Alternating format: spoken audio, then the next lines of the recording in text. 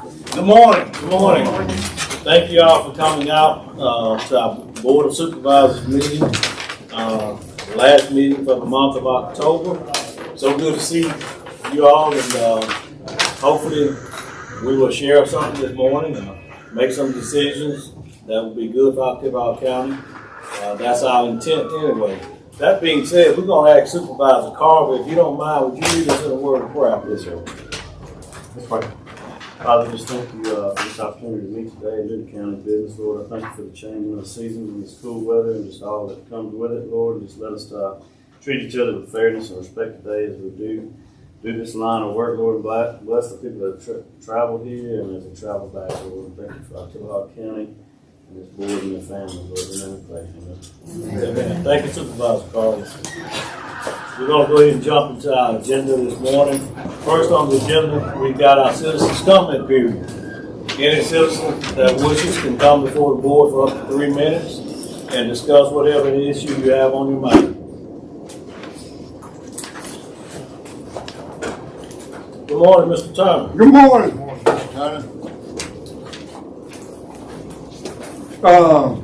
Citizens, it's kind of nervous. We don't want no good old boy stuff. We're kind of nervous. We come to speak to the government body that we elected, and that is the supervisor. We hold the supervisor accountable for whatever happened, and so that we want to keep a close eye on that good old boy stuff. Because my brother next to me, he turned 63 years old.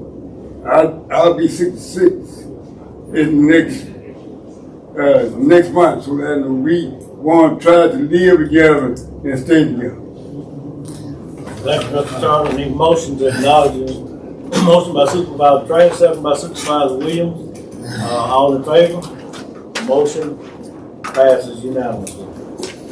Would there be anybody else that would like to come before the board this morning?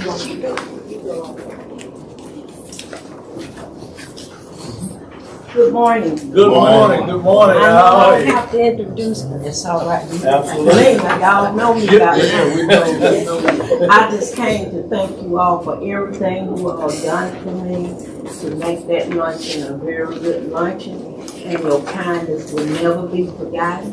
And I love all of you on this board. And Sharon, you know, I thank you, and we go way back. Thank you. We certainly thank you. We certainly appreciate it. And listen, it was our pleasure. It was such a great turnout, and people showed love that day, and deservingly so. Right. So thank you so much for coming and acknowledging. Thank you. Motion by Supervisor Williams, second by Supervisor Little. All in favor? Motion passes unanimously. Good morning. Good morning. My name is Barbara Hill, and I just come to the board to say thank y'all for considering us and considering our role and stuff, and I really appreciate it. I know it was hard work and stuff like that, but I'm just waiting for the job to be done. Thank you so much. Thank you. Good morning. Motion to acknowledge. Motion by Supervisor Trainer, second by Supervisor Little. All in favor? Motion passes unanimously. Come on, Christian. Good morning, y'all. Good morning. Good morning. Come on. Could you state your name for us, please? Yes, Christian Thompson. Mr. Thompson. Yes, All sir. right. Since last time, I have changed capacity as well from Boys and Girls Club to Bible Rising Health Service. So my only thing is just to go around to we serve 31 counties in Mississippi, one being October County as well. I'm going around each board of supervisors just to let them know who we are in the community as well. We're a community health non-profit organization for all people in the community that promotes health and well-being of all people as well. This is like we're passionate about what we do as well, our expansion, our impact across this time as well. So just wanted to just stop by to thank y'all for what y'all do, and also driving me something, please let us know. Thank you so much for coming. We certainly do appreciate it. Thank you for the information. Yes, sir. Motion by Supervisor Williams, second by Supervisor Little. All in favor? Motion passes unanimously. Okay. Well, is there anybody else that would like to come before the board? If not, we will consider our citizens' comment period as being closed. Next on the agenda, we've got Hub International. Mr. Brett. Good morning, y'all. Good morning, how are you? I'm doing quite well. Here to report some positive news on the insurance front. I wanted to make a couple little things I wanted to point out with y'all. So we've been able to work with y'all for about 4 years now. In that time period, and I think y'all got all this emailed out. In that time period, we've seen about $120,000 in savings strictly on the stop loss contract. So that's a real positive. Y'all continue to run at about 196 employees enrolled in the plan. One of the big comments that I will add is over the past year, we have seen a very large, significant increase in the amount of GLP-1s that have been utilized. We're talking Ozempic and Wegovy. Those are not being approved for weight loss. However, you must prove diagnosis of diabetic related issues. However, there has been $200,000 expenditures on those particular drugs. The other side of that is over the past year, and I'll give you the exact numbers here.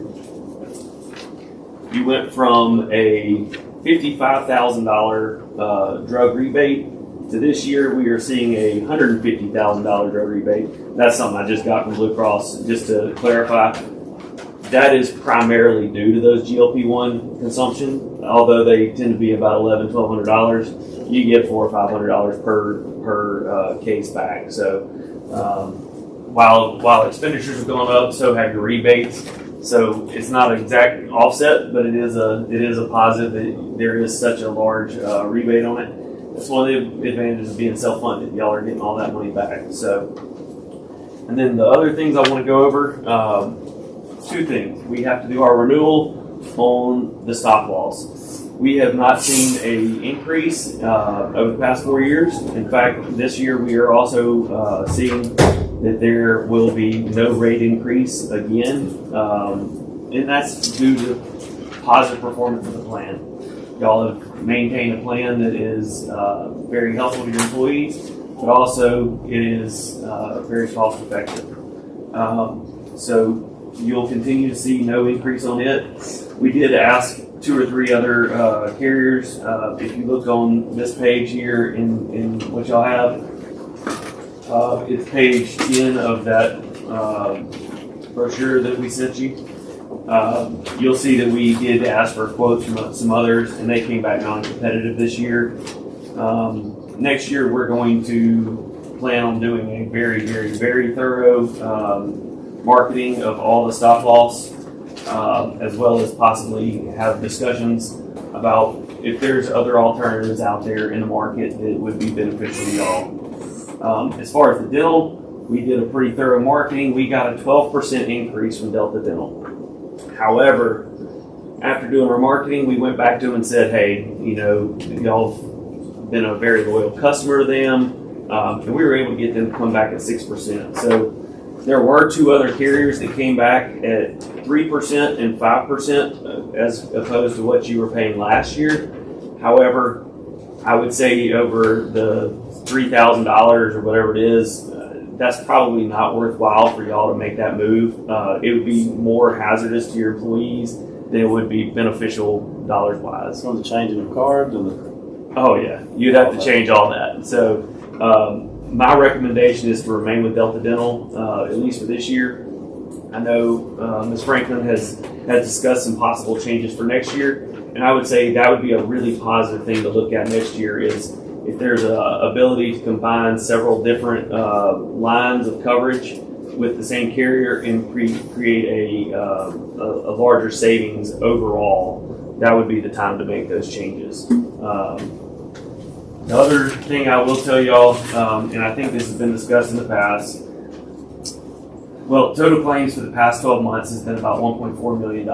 So that's extraordinarily good for a group your size. The other side of this is your healthy U is still below 50% utilization. So while I guess the point in saying that is if people aren't getting their healthy use, we don't really know what potential risks are. So while we are not seeing claims on that, and that actually does create immediate savings. We don't know what other metabolic issues may be going on.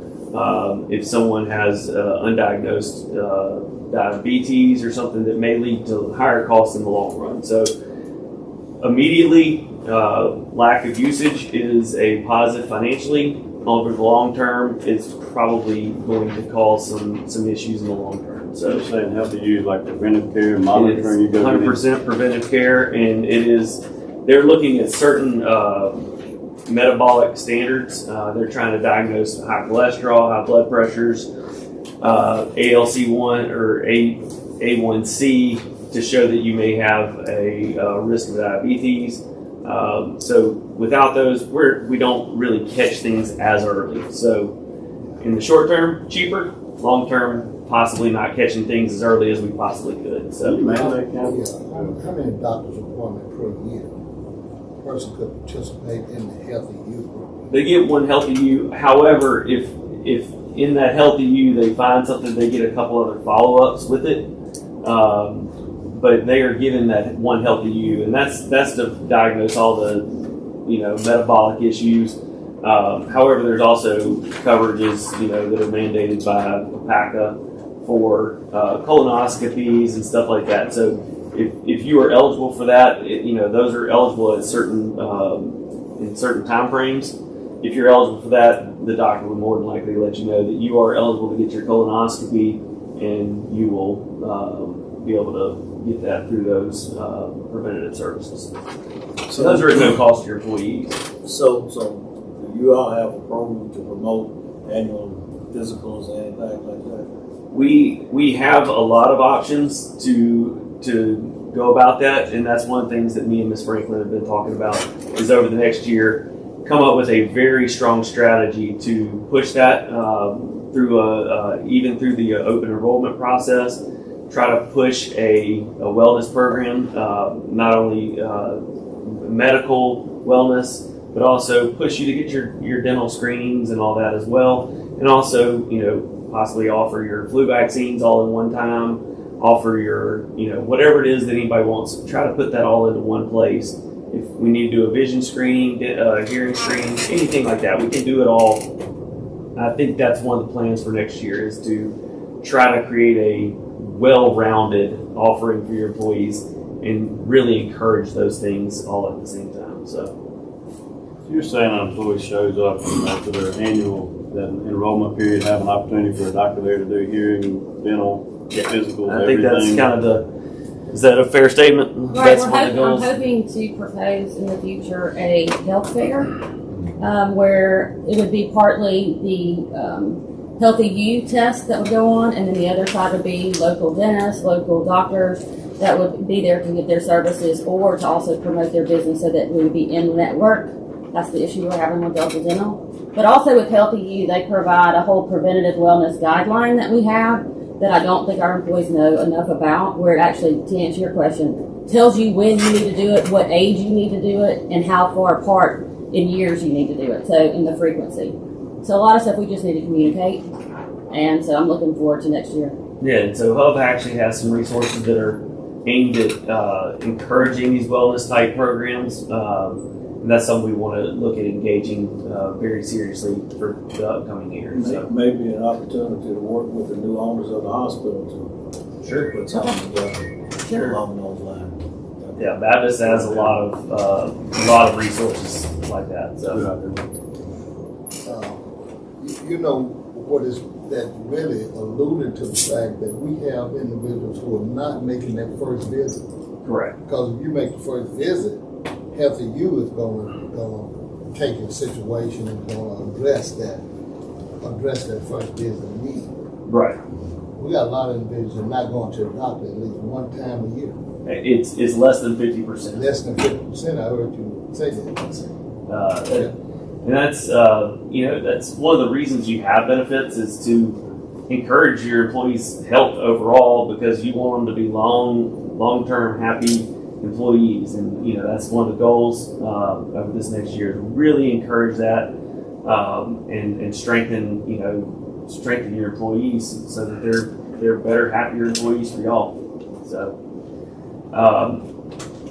with all that being said, we want to renew a couple things. We need to renew our stop loss policy.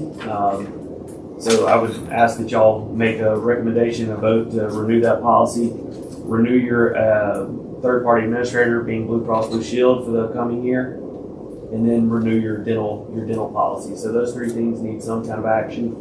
And then Dental at 6%. dental's at 6%, with alternatives for a 3 and 5% with other carriers. But my recommendation is to remain with Delta Dental at the 6%.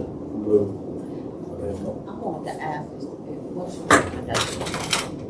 I believe we need to stick with Blue Cross Blue Shield and with Delta Dental. For now, we're going to really get into it after this open enrollment, which is this week. Our open enrollment is the 21st to the 23rd. So after that, I want to get together and figure out a way to market our programs better to our employees, and then be able to come back and maybe look at that again next year. But I think we need to kind of get into it and research it more and educate our employees more before we can really tell. Motion by Supervisor Carver to renew the Delta Dental plan. Yeah, this is for the dental.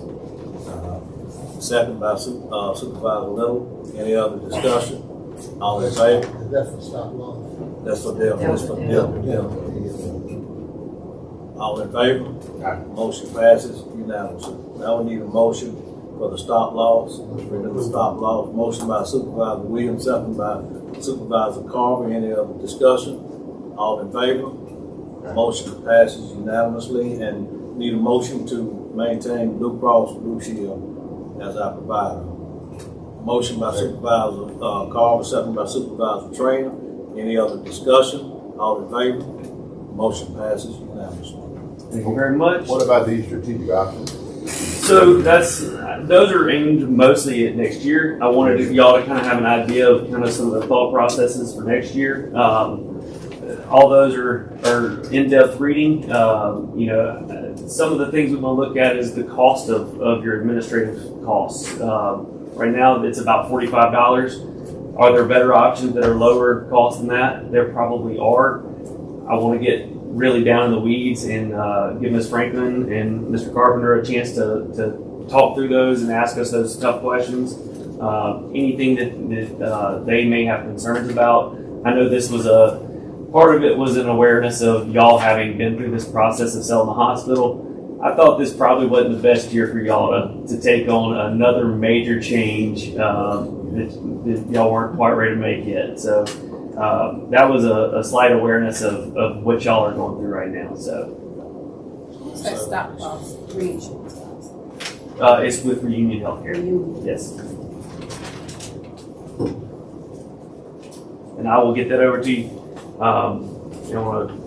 That's the actual TPA agreement with Blue Cross Blue Shield, and here, because I'm not going to need them. If anybody just really wants a nice, pretty bound copy, I've got a few of those. So let's see.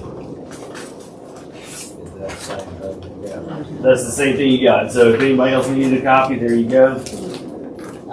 And I will share that. Y'all can make copies of this if you want to, but that's showing your rebates that y'all received this year. So that's, like I said, even though there was some bad news about the increased usage of GLP-1s, the increase in the amount of rebates is a real positive. So, any other questions for me? Thank you so much. Thank y'all so much. Absolutely. Y'all have a good one. Just so I'm clear, this is what you need back from us. Yes, and I will, now that y'all approved the continuation of the stop loss policy, I will send you that and the Delta agreements. Y'all voted on it, so you can sign it on behalf of the county, or the board president can sign it. One of y'all can do it on behalf of the county. And just for the benefit of the camera and our employees, we may know the numbers of our employees that are not going, but that information is not in front of us, and we're not looking at their medical information. So I just want to make certain that it's understood that we're not going in and detailing each. No, that is aggregated. Strictly percentages. Thank you. Yes, Thank you. there's I just want to make sure no individual information is being made available to who is accessing it, who is not. That is aggregated data. Thank you. That's a good point. Thank you, Rob. Thank y'all. Thank you. Next week, we're gonna make a slight adjustment to our agenda. We've got an EMA director, Mr. Jarvis Boyd, that would like to come before the board. Good morning, sir. Good morning, board. How are y'all? Great. Good, good. I am coming this morning to get approval for mobile devices for communications, cell phones for the department. We have not had cell phones over the course of the years, so just coming in to get approval since it is a reoccurring cost. Yep. Motion by Supervisor Carl, second by Supervisor Little. Any other discussion? Y'all don't have any work phones? No. You've been using your personal phones? How many phones is it gonna be? 3? 2. You need- That's a need. This is just for director. Yes. Any other? I'm glad you came forward. Any other discussions? All in favor? Motion passes unanimously. Also, I wanted to check and see with Wayne, do you want to do the EMSOF grant to get approval now, or you want to wait on We your? can, Jarvis, if you, while you're here, if you need to go somewhere else. No, that's fine. So the EMSOF grant has been utilized or used by, of course, OCH and some of the other medical ambulance services. And that grant, it's a grant, Emergency Medical Operating Fund grant. And so that grant is particularly used for EMS for equipment, training, and things of that sort. It is strictly for EMS, the ambulance services. And so with us not now currently having OCH, we're down to the wire to have a decision made whether we're going to move forward with that particular grant for the fiscal year 2026. And I think Wayne and I talked about just basically dealing with it on behalf of MidStat, in which the county would be the ones facilitating the funds. So I think it's a really good grant from what I've seen. It gives them the opportunity to have more resources and training at their fingertips from that particular grant. And I just want to see about getting approval to be a sub-recipient for that grant and help kind of streamline it and move it forward. I'd like to make a motion that we authorize the preparation and submission of the FY 2026 EMSOF grant application and authorize the board president to execute all necessary documents. Motion by Supervisor Trainer, second by Supervisor Williams. Any other discussion? All in favor? Motion passes unanimously. Thank y'all. Thank you. Since we're going now, Yes, sir. motion to acknowledge Mr. Jarvis' presentation. Motion by Supervisor Williams, second by Supervisor Little. Any other discussion? Well, I do have something that I wanted to ask about. The individual residential grant from a safe room. Yes. Safe room. It's confusing as to whether or not that's going to be funded by Mississippi Emergency Management at the federal level. Could you shed some light on any and then the application process? Sure, absolutely. In a way. I'm glad you brought that up. So we can kind of, so I can kind of extinguish some of the misconceptions of it. So the residential safe rooms, FEMA has come up with a grant to where they say, hey, okay, we're going to fund, we're going to allocate about a little over 3,000 in the state of Mississippi. That's not many, but however many Ottawa County can get will definitely help. So MEMA is actually facilitating the entire safe room, residential safe room grant. What happens is that anyone in our community can go online to that MEMA's website and they can submit an application online.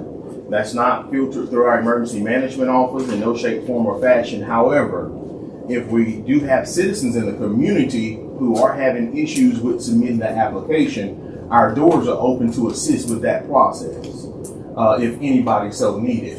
But it's only strictly for residential. Churches, businesses, nonprofits, or anything like that cannot apply for that particular grant.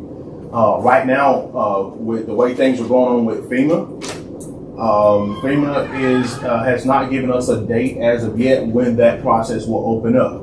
you can go on the MEMA's website and you can go to that application process, but you cannot hit the submit button. You will not be able to click the submit button at all until they give us that date when it's open. Right. Well, I noticed that they will not let you complete the application process yet, but They will not. I'm kind of monitoring that site pretty closely. Well, as soon as I've actually been in contact, I have a partner that I've been kind of filtering information with that particular process or that grant. And as soon as that portion of it opens to start applying for it, I will definitely let everybody know, the board knows, and also the community knows that that grant is ready to rock and roll as far as making submission for the applications. Thank you. Any other discussion? All in favor? Motion passes unanimously. Thank you, Mr. Clark. Thank you so much. Absolutely. Next on the agenda, we've got our report from our road department and our road manager, Mr. Victor Collins. Good morning, sir. Good morning.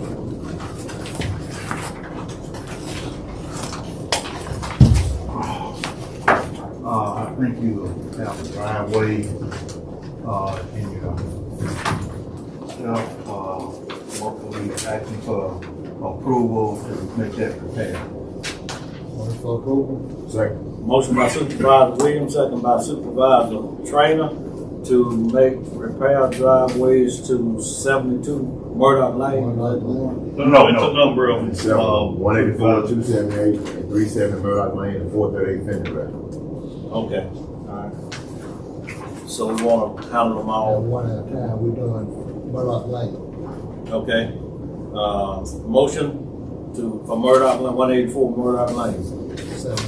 Motion by. Is that 72 Murdoch? Yes. No, that 72 is, that's different, yeah. 184 Murdoch Lane. It's been motioned by Supervisor Trainer, second by Supervisor Williams.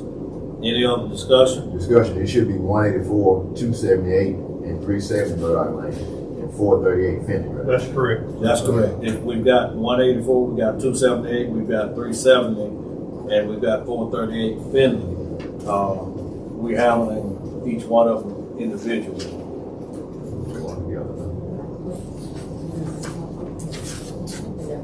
Okay. We will handle all 4 requests then with one motion. 184 Murdoch Lane, 278 Murdoch Lane, 370 Murdoch Lane, 438 Finley Drive. It's been motioned and seconded by Supervisor Trainer and Williams. Any other discussion? All in favor? Motion passes unanimously. And one thing on that, the reason there's so many coming from that is because that subdivision has a number of, that's an old subdivision that has all metal covers in them, and they are basically rotted out and stopping up. So we having to replace covers on a regular basis. All right, number 2, information up on 72 Murdoch. They went out to do the concrete work. We did do the pipe replacement, and the person didn't want the concrete work done because they didn't want to move their vehicle on the street long enough for him to pull the concrete. So they signed an agreement saying that they didn't want theirs done, and I just wanted that to come to the board and let them know that that driveway has not been done. So was this a drive? I'm sorry, go ahead, Supervisor. It's really motion for approval to continue with that without paving the driveway, to leave it. Yes, to leave it like it was, just leave the rock material on it. We approved this driveway in this board before to repair it, put the concrete back on it, but they didn't want it done because we did make the repair though to the replacement. Yeah, we did make the repair. The repairs made, they just don't want it. And they don't want us to put the concrete on it now. Motion that we move forward with, going on leaving that driveway unpaved. Motion by Supervisor Williams, second by Supervisor Trainer, that we don't pave the driveway at 72 Murdoch. Any other discussion? All in favor? Motion passes unanimously.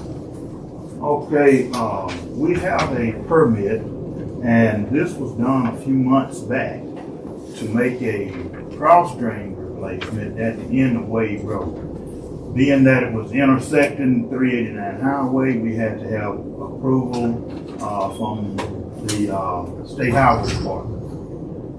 That permit is back. I think you may have a copy of it. We are now ready to do that work. We just need approval to do it. Upon the fact that the county will be intersecting 389, and we'll have to do flagging on 389 to DOT specification. Motion for approval, since we have the Mississippi Department of Highway, have already approved for that action to take place. Motion by Supervisor Williams, second by Supervisor Howard. Any other discussion? All in favor? Motion passes unanimously.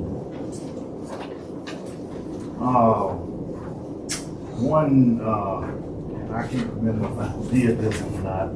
I have a covered request for Jimmy Dunn of Patrick out at 2889 Crawford Road.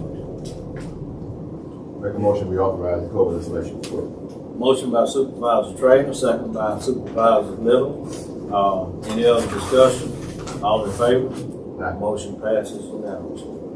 Okay, a covered to access property for Victoria Collins on Cedar Grove Road. Make a motion, we authorize the request. Motion by Supervisor Trainer, second by Supervisor Williams. Any other discussion? All in favor? Motion passes unanimously.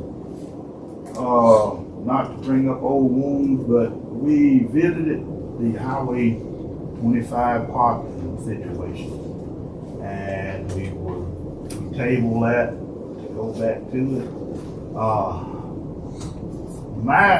If we don't prohibit parking, I would like the board to authorize me to put signs up stating not park within 8 feet of the pavement, because they are parking close to the road now, and it's kind of dangerous.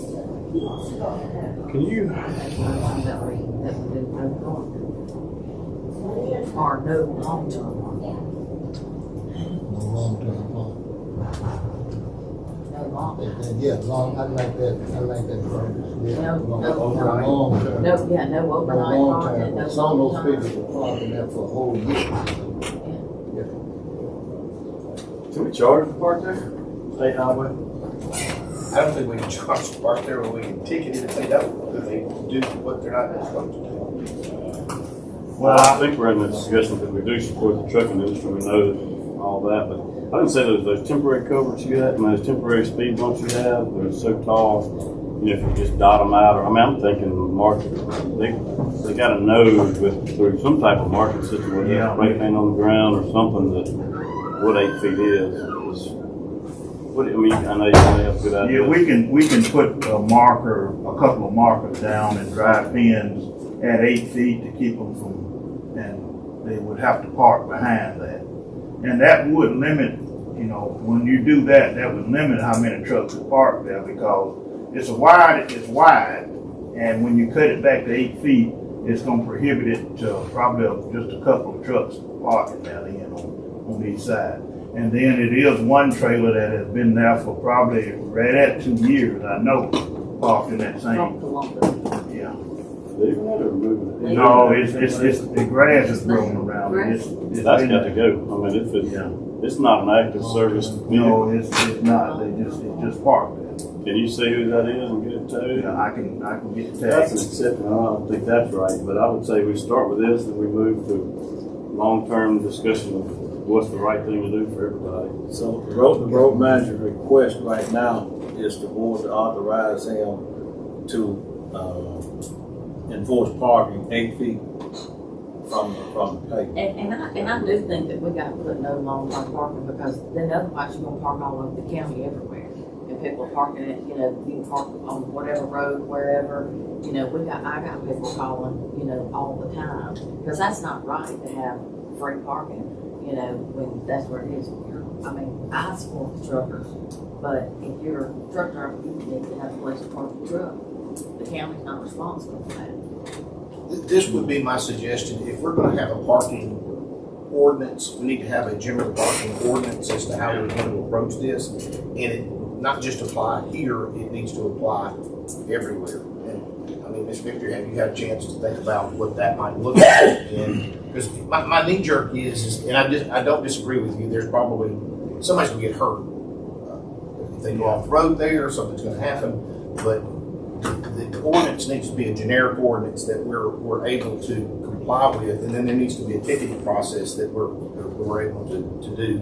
Is that something that you're interested in looking at, or should we? Well, that would be. And basically, excuse me for interrupting, but basically we got that problem because it's a good solid parking place. And it's just in that area right now because that's the only road that I know that we got enough room to park trucks on. Let me ask this. In the past, we hadn't authorized, we hadn't said yay or nay, they just sort of started parking. If now we authorize parking 8 feet, and something happens, you're there. Then does that fall back on the counter? Somebody happen to run off and run into one of those trucks, even if it's 8 feet, we've now authorized parking.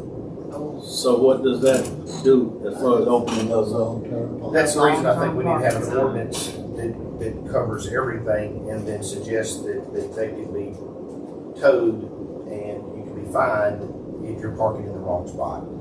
But it needs to be listed. I don't suggest that we just go out there willy-nilly and just start picking cars up off the side of the road. But it needs to be a signage and that kind of thing to move forward. And the ordinance itself could say that there's a $50 fine, or there is, and you're subject to being towed. But then it's subject to where the signage is. Yeah. Or no, no. So I think that's something you and I may need to get together and put our heads together. Do you think this is something that needs? I don't want to mess you up either, though. If there's something that we need to be dealing with, especially if something's been long-term sitting there and you need it gone, then we can figure out a way to make that go away too. Well, that trailer that's been there for a long period of time, it's a hindrance to even the ones that are parking there because it's just sitting there. And I mean, it hadn't been pulled in, like I say, over a year. Is this past the old school as you're going down to old 25? No, this is almost at new 25. Oh, okay. It's past the south. They're working on the trucks at night out there and the kids out there, and that is dangerous. When you got little kids. Okay. Out An ordinance is good, but we need to take care of that as an immediate need. Especially a truck that trailer, it's a trailer that's been parked there for a long period of time, not even from Montgomery County, it's just there. So those are some immediate needs that need to be taken care of, and then we follow up with the ordinance to be able to address those issues. I'm with Supervisor Williams. Can we authorize our road manager to go out and put barricades so a truck is forced to park at least 8 feet off the road without actually authorizing parking, without this board authorizing you to park 8 feet? We won't just go out and put some barricades to protect our right of way and force them to go 8 feet without actually Let's authorize. you and I get together right here and let's see what we can do. We will get you a solution. And maybe our human resource officer needs to be involved in this conversation also. Do we know who's parking it? I don't. Not really. Is it tagged? Yeah, they tag vehicles. They are company vehicles, and they are company vehicles that have been being driven by, I guess, citizens or people that may live in that area. But they are company vehicles that we can get numbers and call that company and tell them that we get the attorney to write a letter letting the company know that their truck is involved in some unauthorized parking lot. They'll take care of it. Stick it on windshield. I bet you they'll take care of it quick. I'm just a little concerned about the board saying, okay, Well, you can park, but you gotta be able. And one reason I came by the other morning, it kind of upset me because someone cleaned that truck out and left it sitting there on the side of the road. You know, as much as we try to clean up roadways and here's a bunch of trash, that kind of took the cake there. You know. All right, so Let's not take any action. I think the table this motion, you and I need to get together today or tomorrow. Yeah. And go ahead and go out there and look. I think that Supervisor Trainer's idea of contacting the company needs to happen ASAP. So what we need to do is make a motion. Authorize me to. Authorizing y'all to handle the parking situation on 25. Whatever way that looks like. motion by Supervisor Little, second by Supervisor Williams. Any other discussion? All in favor? Motion passes unanimously. I do have one more. Okay. And I will get you his address, but Mr. Larry Guest needs access to his property. Is it Larry? Yes, GUSS. That's on 788. That's in a row.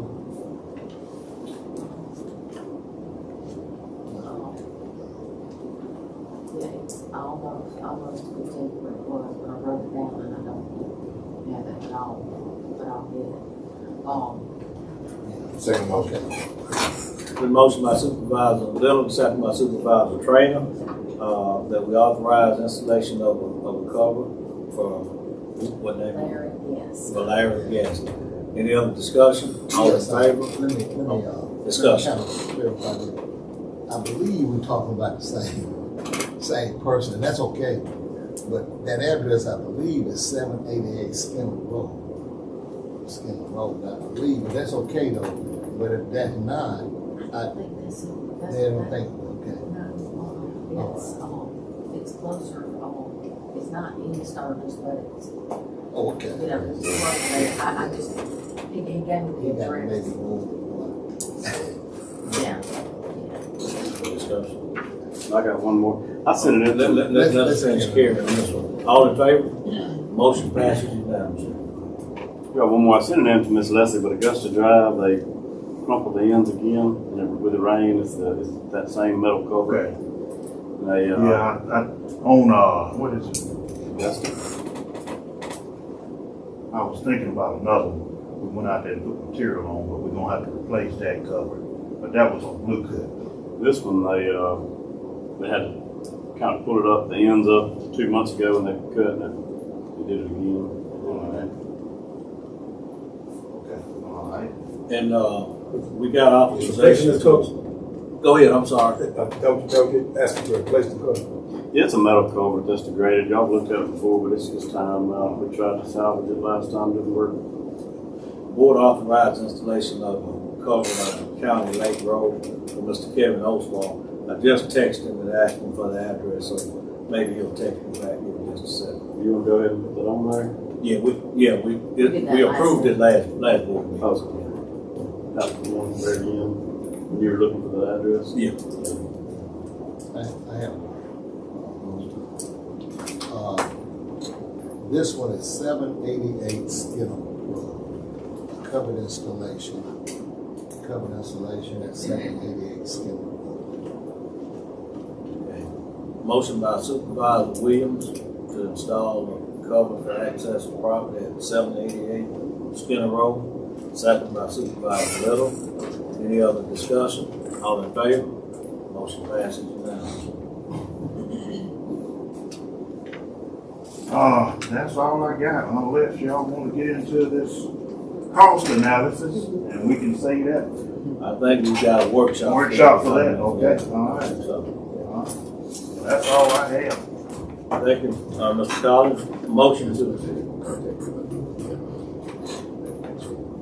to acknowledge road manager report. Motion by Supervisor Carver, second by Supervisor Little. All in favor? Motion passes unanimously.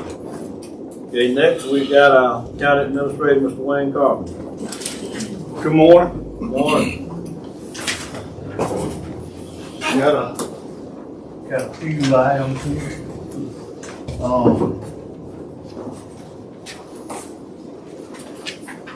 First item on my report is the adoption of the Oktibbeha County Comprehensive Plan.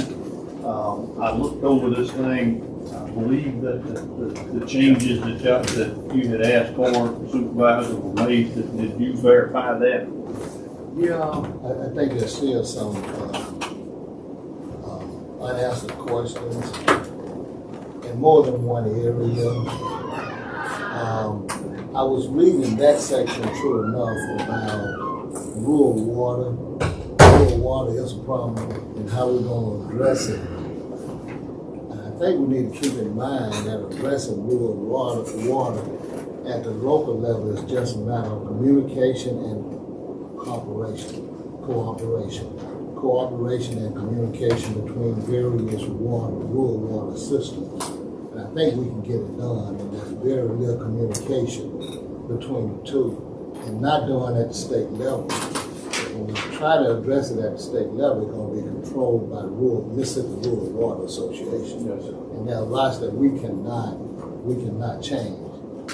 But we can change it locally if we just communicate with each other. Yes, sir. There. So another point of interest is with recreational activities in the county. There is a recreational activity in the county problem. Within this comprehensive plan, we talked about the possibility of having facilities in each one of the supervisory districts. And that's good. But you know what we really need to be thinking about? We really need to be thinking about a walking path. And we say, well, a bike path, yeah. But if you go down these county roads, and you see what type of exercise activity that is taking place. We're not riding bikes, we're just walking. And one of the reasons why is that we're really dealing a lot with older individuals who just want to walk for their health. Walk for their health. That's mostly what we need. So really what I'm recommending, and it should be a part of the comprehensive plan, and how we're going to take care of some of these immediate needs, people got high blood pressure, high cholesterol, when they only need to walk. And a lot of them can't ride a bike, they can't afford a bike, but they can't walk. So we need to address the side of the road so they can walk. And we not only need to shoulder dressing. Shoulder dressing is a problem. These people are walking on the street. It's dangerous. It's dangerous. So they're looking up and seeing whether or not a car's coming in. They're trying to move to the shoulders. And but there's no shoulder there.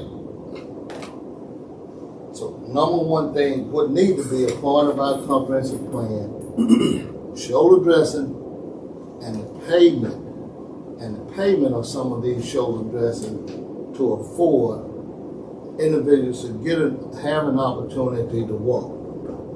And if you go down these roads, people's only one thing they're doing for exercise, that's all they want to do basically is to walk. And if we can provide for opportunities to walk, they don't want to go to the park and walk. What I'm noticing is that they want to walk along the roadside. So we can do a better job with shoulder dressing and even paving some of these shoulder dressing. So individuals can safely walk along those roadsides. Surely that needs to be the number one thing, and that can take care of some immediate recreational activity, exercise activity. That's something that we can do immediately. Of course, we still want to think about how we can provide parks, how we can provide recreational buildings, but that's a long range. So something we can do now. What can we do now? We can provide for shoulder dressing. We can provide the pavement. I tell you, we just paved 1.5 miles.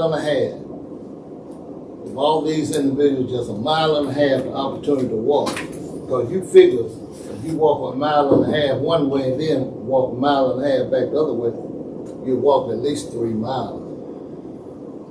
So the opportunity to walk along the roadside without getting ran over should be some immediate needs in these communities to take care of recreational activity, to take care of some of the health issues that our citizens are encouraging, are encountering. I've had some of the individuals that call me and say, the doctor told me to walk every day, but I can't walk because the shoulders are not dressed and there's no way to walk on the side of the road.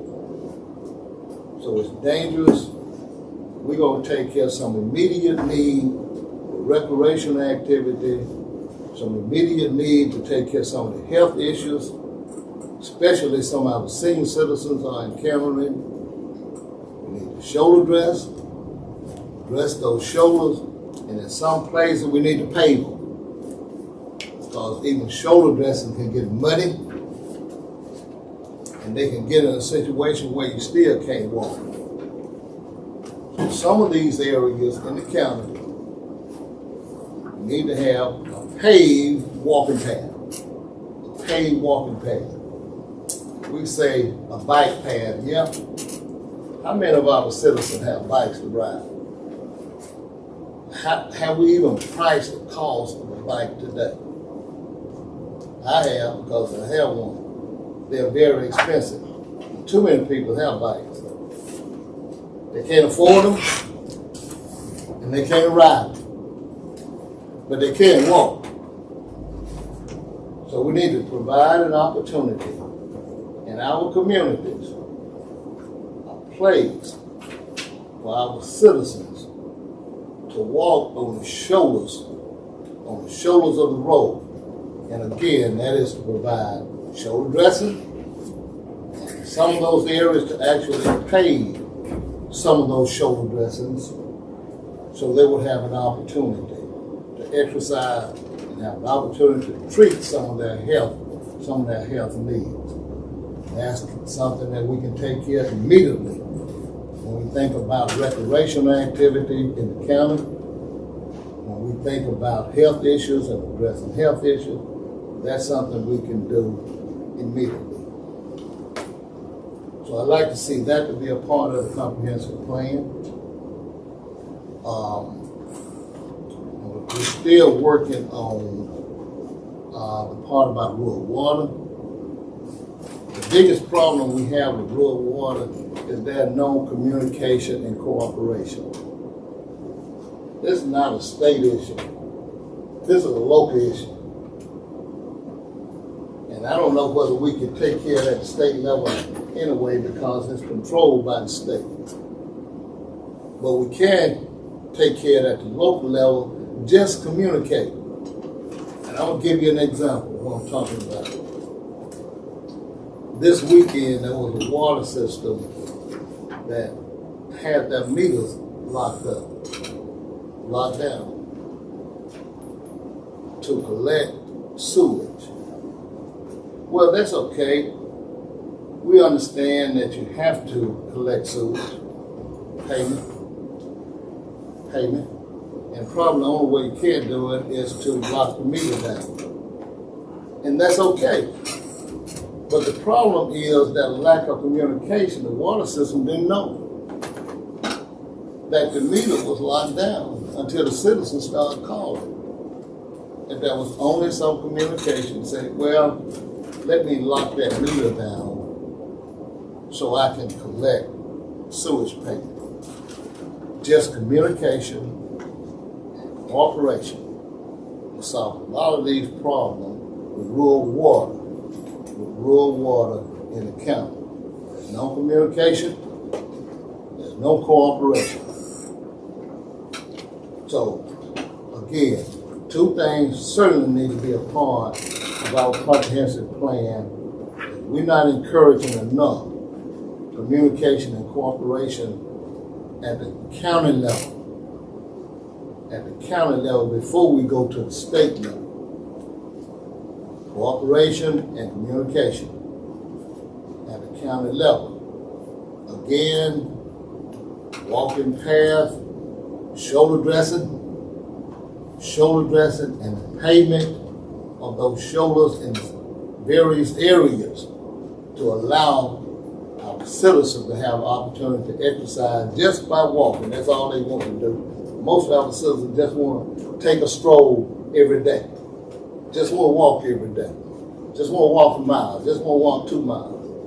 We should at least provide that opportunity for them to walk side the road without getting ran over.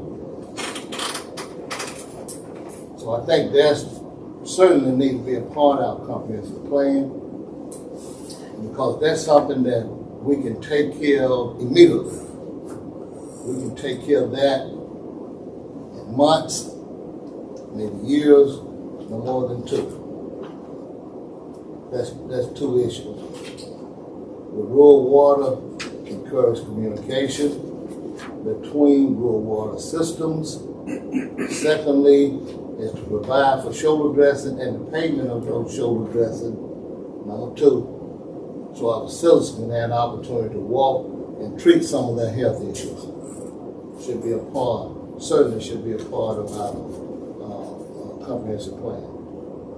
And the peoples that I'm talking about representing probably haven't even read this comprehensive plan. Probably haven't. Probably haven't. The people. Yeah, some of the individuals that I'm talking about. The citizens, I'm asking, yeah. Yeah, I know what you're gonna say. I know what you're gonna say. You'll spread it out all over the county, but you haven't spread it out and addressed the individuals who really have what I'm talking about today. I'm just trying to clarify when you say hadn't had an opportunity, we're trying to clarify who you. I think you know what I'm talking about. There are individuals that have a disadvantage, and sometimes is not going to speak for themselves, but they expect us to speak for them. And that's why I'm sitting here now. In our comprehensive plan, I don't mean to interrupt you, but I was just wondering, is that something that needs to be in our comprehensive plan on the roads, or is that something we need to address when we're bidding out roads and getting our roads done, that we make that part of how to, you know what I mean? Like we talked before about putting shoulder dressings in there, and I'm wondering if on some of the roads that's left up to us to decide what roads and put it in our bids and things for our roads. We'll address shoulder dressing and we'll address the pavement in this comprehensive plan of some roads.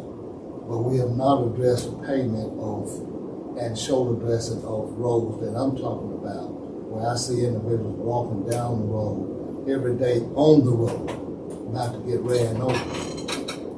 We have addressed, I think it's Whole House, Longview. There are other ones. I don't see Blackjack in here. There are other ones that need shoulder dressing, and there are other ones too.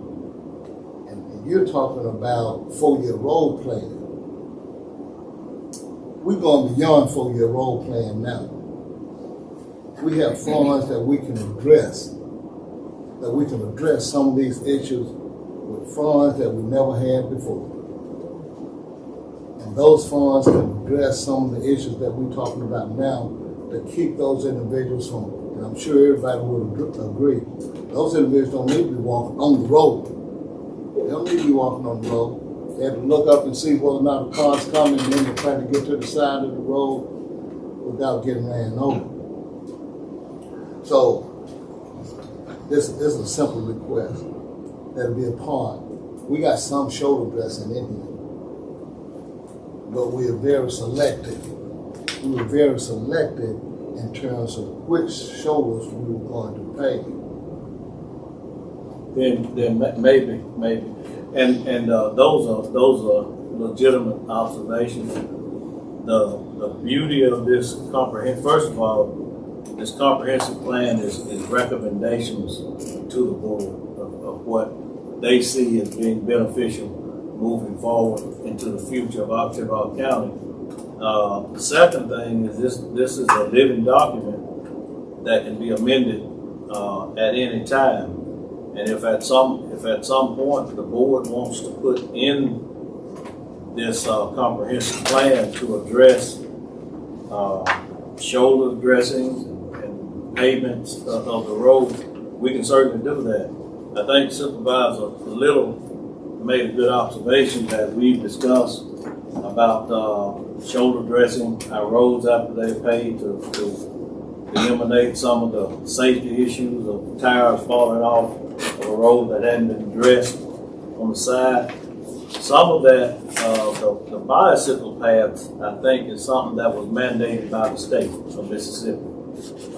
So that wasn't done on a local level. But we can surely, as we continue to build roads, we can surely look at more right of way so we can make wider roads and put walking paths on the back side of that.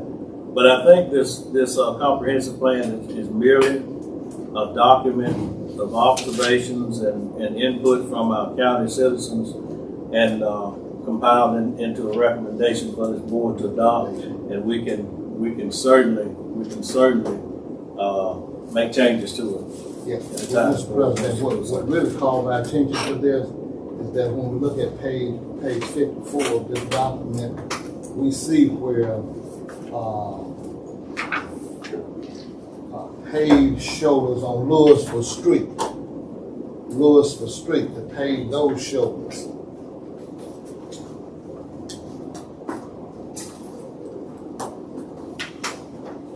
Might interrupt you. Louisville Street paved shoulders, Courthouse Road paved shoulders. But there are some of these communities that are not walking on Louisville Street. But we need to look at other areas too that we need to pave the shoulders so individuals get the opportunity to walk on the shoulders, on a paved section, without walking in danger on the road itself. I commend the pavement of the shoulders on Bluff Lake Road, Up Top Road, but they're really not walking on Bluff Lake as much as they are on some of these little community roads. So there are other communities too that need to have paved shoulders for the opportunity to walk without putting themselves in danger. We did specify some, but there are others that we also need to specify in this comprehensive plan. Again, as a board, you know, that will be our responsibility to identify the areas that we would want to address that issue with. At the end of the day, there's a lot of recommendations here, but with every recommendation comes funding. You've got to be able to fund these recommendations. And I don't think this document is telling us where to find funding at. It's just a recommendation of some of the things that they saw. But your observation has definitely been taken under account. Supervisor Carter, you I think the only thing I said, the city of Strong was very proactive this time. You probably want to give them to look at the documents. If you think about it, I remember the whole path was around, basically try to get all the way around town on a bicycle or a 10-foot, I think it's an 8-foot path that you can come up Reed Road all the way by the hospital. You can take it east, or you go all of Garrett Road has been done. It's connected. I remember you mentioning Louisville. I think that's one of the main connections. Remember that big sidewalk that goes up Reed and all of east and west Garrett? And they're just trying, just having sat on that board, they're trying to basically get where somebody can walk all the way around Starkville. I think Louisville is one of the main connectors that's not yet done, but I agree with you. I think there's a good observation. It would be a good time to get with the city and look, because they've already been working on some of those paths, and maybe we can tie in to get people that loop. I know on my end, it was basically if you can get to Kruger, you can get to downtown, you come up with 5th Street, then you can get into that big square that goes all the way around the town. So, and speaking of what you're talking about, it would definitely be good to get to the city and get that map, because they've already got that sidewalk map for the whole town. But the theory was that somebody could, and it all ties into the smart bus system pickup locations, and some of that work's already been done. And I do know what you're saying. And the courthouse is, my opinion, because I live on New Lake, I walk every day on New Lake, and I have the opportunity to get off in the ditch, but I used to try to I try to walk in the morning, but I quit doing it between 7 and 8 o'clock because of the danger. But we definitely have some areas, and I was thinking about this because they may not have the means, but if they do have a car, if nobody's ever walked the Cornerstone Baseball Park, that's about a mile to a mile and a half through the woods. It's a really scenic walk in the city, but again, if they don't have a bicycle, they can't get there. But if you haven't walked Cornerstone yet, try that too, because you can park in the front. It's a great walking area. But that's all I would say. I encourage you to get to the city store and get that map, because that is a pretty cool design for the city of how, touches on the county too. But give the city a look at that map. So I yield. So today before us, we have a recommendation to adopt the comprehensive plan. Make a motion to approve the adoption resolution to adopt the motion by Supervisor Trainer, second by Supervisor Carvin, that we adopt the comprehensive plan. Any other discussion? Yeah, I'm on for a friendly amendment that we adopted with some of the concerns that have been expressed today. Can we, again, this is a document that can be taken away from, added to at any time. Today, we're just trying to get it adopted, and we can revisit your concerns on this. But today, before us, is action to take place for the adoption of this current comprehensive plan. And we've got a motion and a second. Any other discussion? If not, all in favor? Motion passes unanimously. Going forward with all the things that were suggested, I would like to suggest that we engage professional or consultant, whether it's Law Associates or whomever, to help us to execute this comprehensive plan. We've had a plan before. Our problem has been execution. And so I would like to see us get really serious about that, and also include those concerns and other concerns, and allow them to help us to walk through eating this elephant one bite at a time. And this is going to be a process. I mean, we got a plan. We don't want the plan to be put on the shelf, collect dust. We want to put some of this stuff in motion. And some of the things that Mr. Williams mentioned and other things that will be out there. So I would like for us to engage them as quickly as we can to get them to come back and say, you got your plan, pat yourself on the back, you had your party, now let's get to work. Let's move to the next step. Here's what the next steps are. And that's what the rubber will really meet the road right there, because it's going to be up to us to see what we're going to take these next steps. But we got a plan, so let's put the plan in action. You're absolutely right. We've had a comprehensive plan for a while. This is an updated version of that comprehensive plan. The beauty of this plan is we can adopt all of it at one time, none of it, sections of it. So we, as Supervisor Trainer just said, the opportunity is there to move forward with adopting our comprehensive plan and enacting something. Motion by Supervisor Trainer to authorize administrator to contact Willingham and Slaughter. To give us a follow-up meeting on how we implement and execute our comprehensive plan. Motion by Supervisor Trainer, second by Supervisor Little. Any other discussion? All in favor?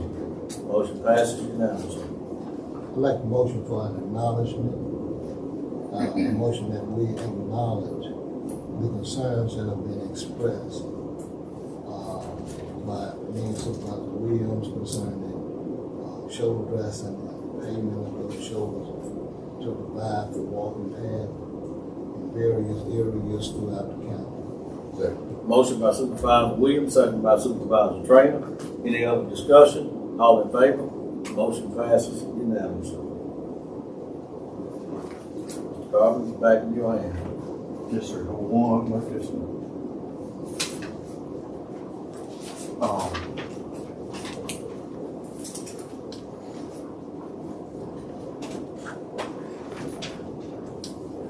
Thank you. Next on my report is a resolution in support of the city of Starkville's request to extend their economic development, tourism, and convention taxes. A summary was provided in the packet along with some communications and resolution. I'd be happy to address any questions if best I can. Make a motion to adopt this resolution supporting their request for a 10-year extension.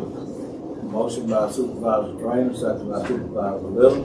Any other discussion? Yes, sir. Have we taken a look at how much tax dollars is being generated on that property as of today?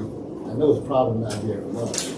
This is not the tip. We're not to the tip yet. Yeah, that's next. This is about the 2% sales tax that the city of Starkville. That's right. And they're asking for our support as they request an extension on that. Right. Yes, sir, I'm sorry. That's good. Yeah. I didn't explain it well. Supervisor. Sure thing, I thought you were talking about the tip, right? Yeah, that'd be next. Supervisor Carter, you got some discussion on this? Just for public knowledge, the 2% food and beverage is what supports the parks, and the hotel motel tax is transferred to Special Convention and Visitor Bureau. Just to clarify, what people ask oftentimes why they got that additional tax when they go out to eat or get a burger, but that's typically what supports our park and rec. What'd you say? I can say cornerstone. Yeah.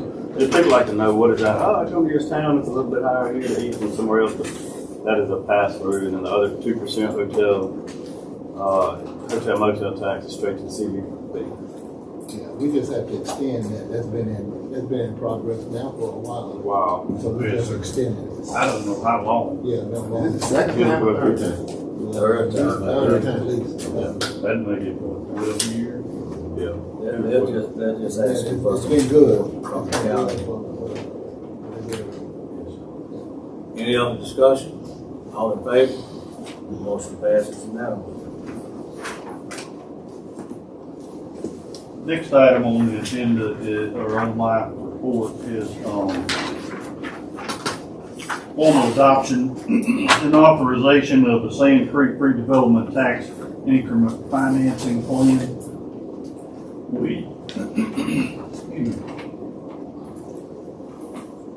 Supervisor Little, myself, Supervisor Little participated via phone. Board Attorney Robertson met with the developer and his representatives, along with the mayor and Ms. Sistrom from the city of Starkville regarding this TIF plan. We've been through it.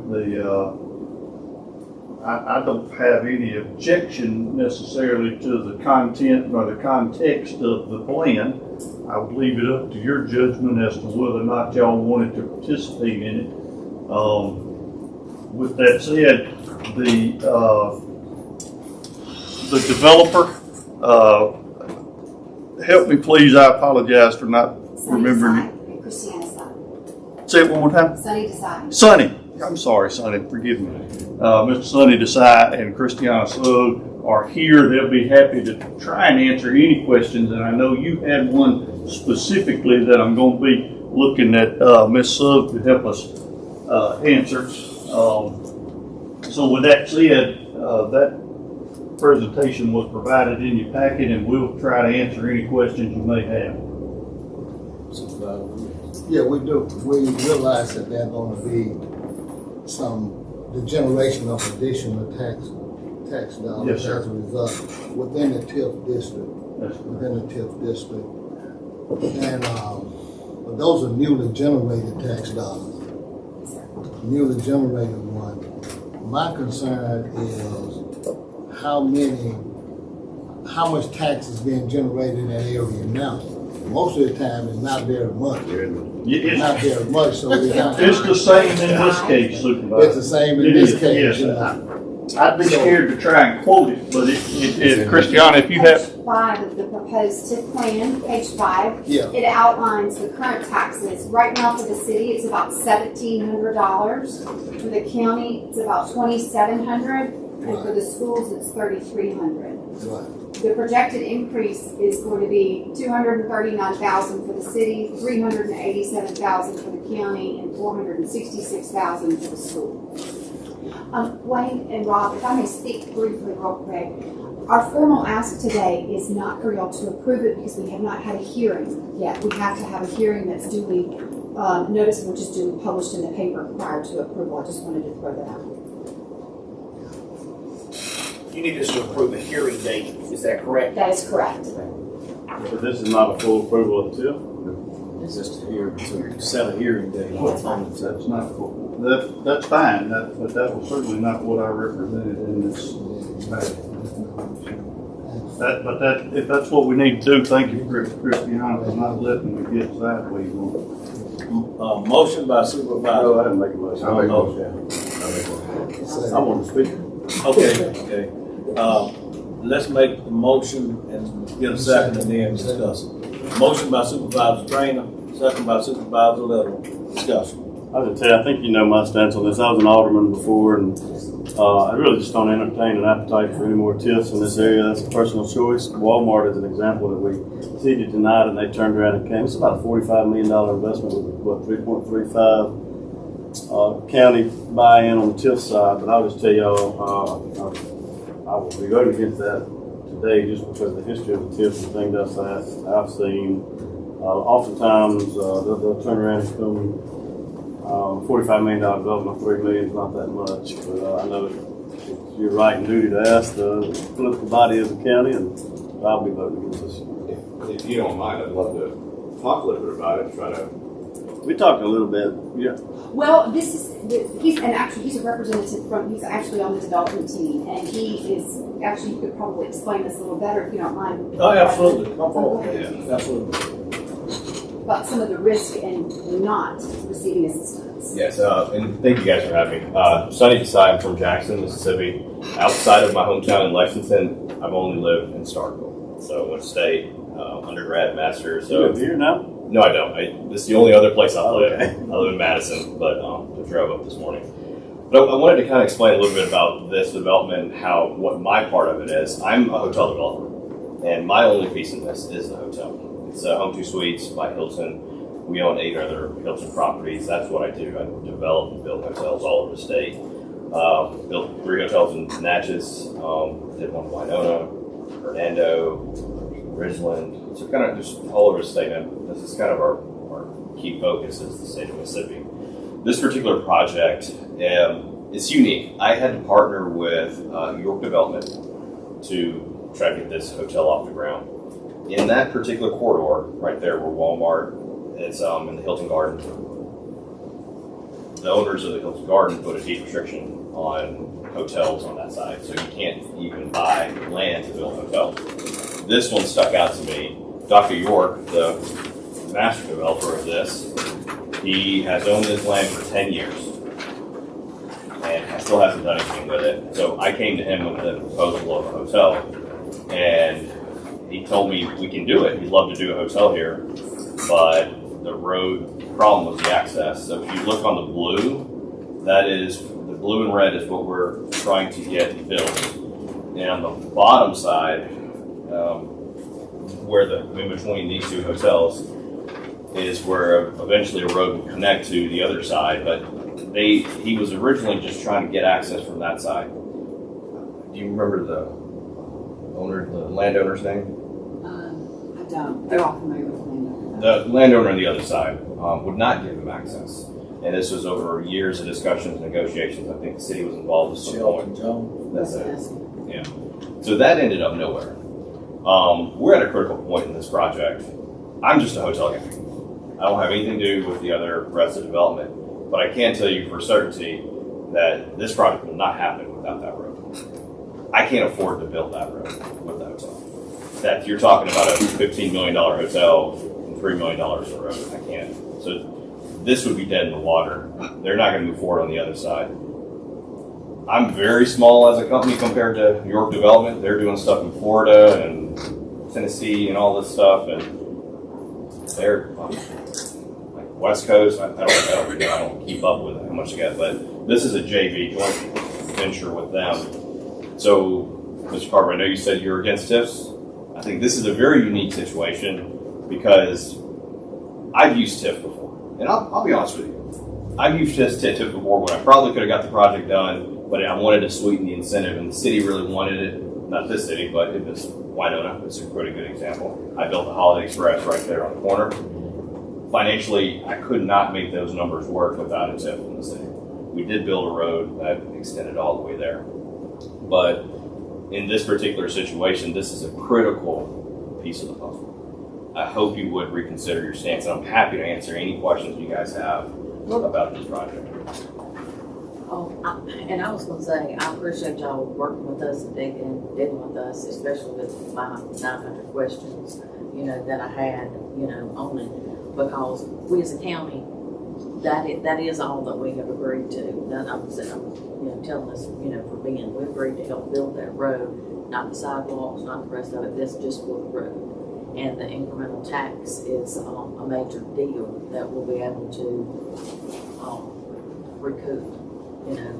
Quickly through there, which made sense to me once we walked through all the numbers and we did that. That's substantially different. All right, it's just gonna hold on to us. Yeah, it's substantially different than what it began with. That was on. What is this building here on the south side? Okay, so we're not committing to it, but I would like to do a second hotel. Yes. When we were in the discussions, the city, it kind of sweetened their pot, having a second hotel there, and he agreed to look at it once everything was open. I talked to Dr. York, he's on board, but we're not committing to it because that first one needs to be built, and I need to show that it can perform before we go on to do the second. There's fence road running here. What is this development, that northwest quadrant up there? That's the first That's all hotel. hotel, and parking, and then. And this layout for the second hotel, we didn't have enough time to really, it's going to probably be turned a little bit, and it's probably going to face like this way. I really wanted, yeah, that's the second one. I really wanted to put it right there next to it, but still very early. I still need to work with the civil engineer on that. Let me ask you, ingress, egress, this process, I mean, y'all may already have votes today, I don't know. If Mr. Jones, you're talking about dropping in behind Walmart and then hooking a left and going into this development, does he have to give you access for? Across his property? To develop this, the city is not requiring it. So you're just talking about shutting it down here and then just coming in and out off Pat Station? Well, we're hoping eventually he would change his mind. They're doing about $100,000, maybe $95,000 in upgrades to Pat Station because the city has agreed to allow that as the primary ingress and egress. Yes, sir. So you're talking about only coming in and out of Pat Station? Yes, unless and until things can be worked out. Right. He's not going to force his hand through eminent domain or something like that, or we tried. We just want to get this road right now. I don't know anything about eminent domain. I don't know what he's doing. It's just sitting. Sometimes people who have development plans, I don't know, I'm just saying they have development plans, like y'all may have something, people hold their cards close to the chest, and I'm just saying, I don't know anything about that situation, but I've had people that have had family land, and they're waiting on roads to tie in from certain angles, and if the roads come from different angles, it doesn't fit into their plans and the drawings that they've had. So, but what a man wants to do with his own property, his business. And my philosophy has always been control what you can control. So for us, what we can control is that's kind of, I mean, have y'all tried to talk to him? Oh, yeah. They've negotiated over a series of 3 to 5 years, and they would get very, very close, the York team, very close to a deal, and then things would fall apart, he'd lose interest. And in fact, the iteration of this drawing that we sent around last week had a cul-de-sac, and it didn't go all the way through to the border of his property because we were just going to do a beautiful cul-de-sac for turnaround for the buses, for the housing, for the student housing, and the city asked that it dead end. So there have been lots of conversations with him. Lots of money involved in trying to get to a deal with them. And you may not want to say this. What are your long-term goals for that? How many acres is this whole parcel? So this out here is going to house That's the student housing, the 540. First time y'all presented to the city, I was on that board. It was like, I've seen those plans. Wasn't a big walking path with a lake or something, and there's a bunch of houses, cabins around it. That was not this deal. If you were on the board, this came up this spring and this summer. Do If you were remember on the previous plan? He may have done I something got a before. I think I got it.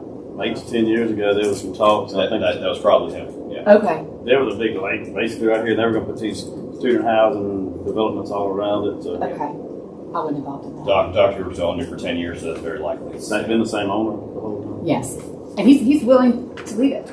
He's willing to reallocate his resources and not do anything if he can't get some help with the road. That's why I'm here. He's not, because this is more important to me. But I understand that. Have y'all done all, and this is more of y'all's, doesn't affect us, but y'all done all the hotels and the odd business with the sustainability and your numbers, and y'all think this is a viable option to put another hotel? That's like 3 or 4 right there in that hub. But yeah, hotels attract hotels, don't they do, and it kind of creates more demand in itself. And you're kind of forcing everyone to step up their game. Every time you build a new hotel, other older hotels have to renovate to stay relevant. Just rates get higher, generates more revenue, kind of compounding effect.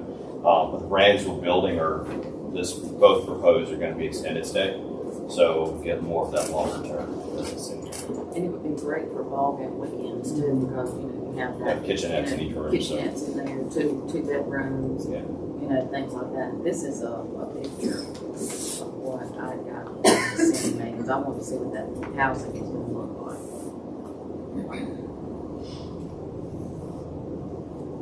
And I want to say that they were put. Looks a lot like that one you see right before you get to Walmart on the right, kind of high, 3 or 4 stories. Except a lot upscale. And I think they're putting all matching patio furniture and stuff out there. I was very detailed in asking what it was going to look like,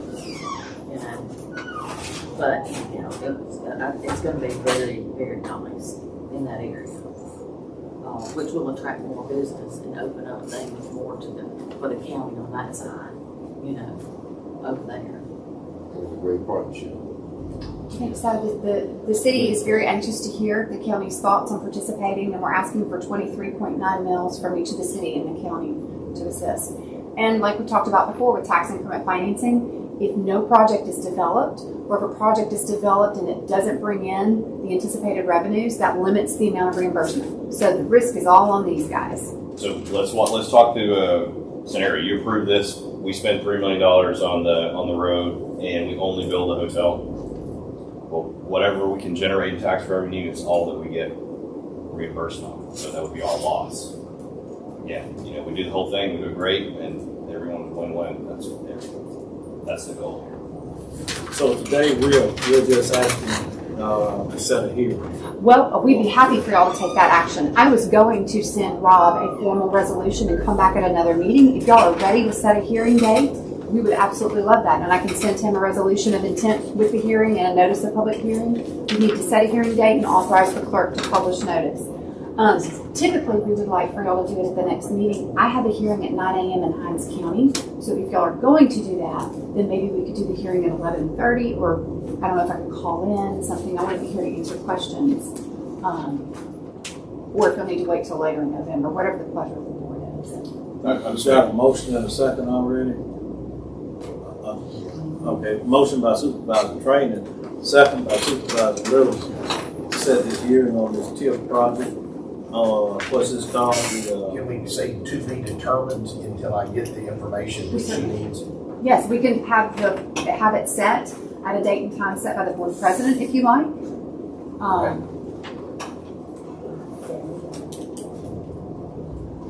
At a regular meeting time set by the board president, something like that. Let's do let's pass the hearing date to be determined at the next. Well, actually, we know what our next board meeting is. It's November 3rd, right? Right. So we can do it at that point. And if you have to zoom in, we zoom in. Okay. So we've got a motion and a second to set the hearing date at our next board of supervisors meeting. Any further discussion? I think one comment is worthwhile is that we are not deferring the school taxes. Not on this particular tip. It's only generated taxes for Avalon taxes, I believe, but not school taxes. So that all makes it good too, that we'll continue to get taxes from the school system. That's right. we're not obligating 100% of the ad valorem tax, correct? No, sir, 23 up to 23.9. Right. Over Any other? 15, over 15 years. Uh-huh. Over 15 years. Any other discussion? All in favor? Motion passes 4. All against. All nays? Motion passes 4-1. Do y'all want to take a 5-minute break or y'all? We can if you need to, a motion, take a 5-minute recess. Thank you. Thank you. Appreciate you. Mr. Carl, we're in recess.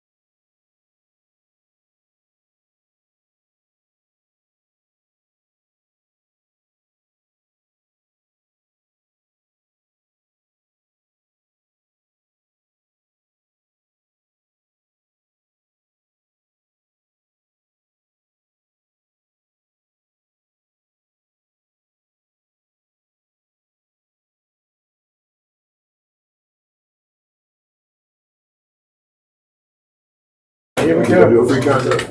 All right. We are now back in session. County Administrator can continue, Mr. Carter. Next item on my report is the authorization to execute an agreement with the Tombigbee River Valley Water Management District for a project to clean out a tributary near Lincoln Drive. I'll make that motion. Motion by Supervisor Little, second by Supervisor Trainer. Any other discussion? All in favor? Motion passes unanimously. Kind of along the same lines, we'd like to approve two resolutions for the Tombigbee River Valley Water Management District requesting drainage maintenance assistance on two projects, one at Hazel Drive and one at Ridley Lane and Butler Road. I've had a question for our board attorney. Do these motions need to be made separately, or can we, because it's two separate resolutions? Yeah. That's what I was thinking. So I will need, if y'all like them, I'll need two motions, one for Hazel Drive area. Make a motion that we authorize Hazel Drive area project. Motion by Supervisor Trainer, second by Supervisor Little. Any other discussion? All in favor? Motion passes unanimously. Make a motion that we authorize the Ridley Lane and Butler Road project. Motion by Supervisor Trainer, second by Supervisor Little. Authorizing the Butler Road area. Any other question? Any other discussion? All in favor? Motion passes unanimously. We've got a few appointments that we need to take care of. I received word from the link that that our board appointment for Mr. Tyrone Ellis expired on September the 30th.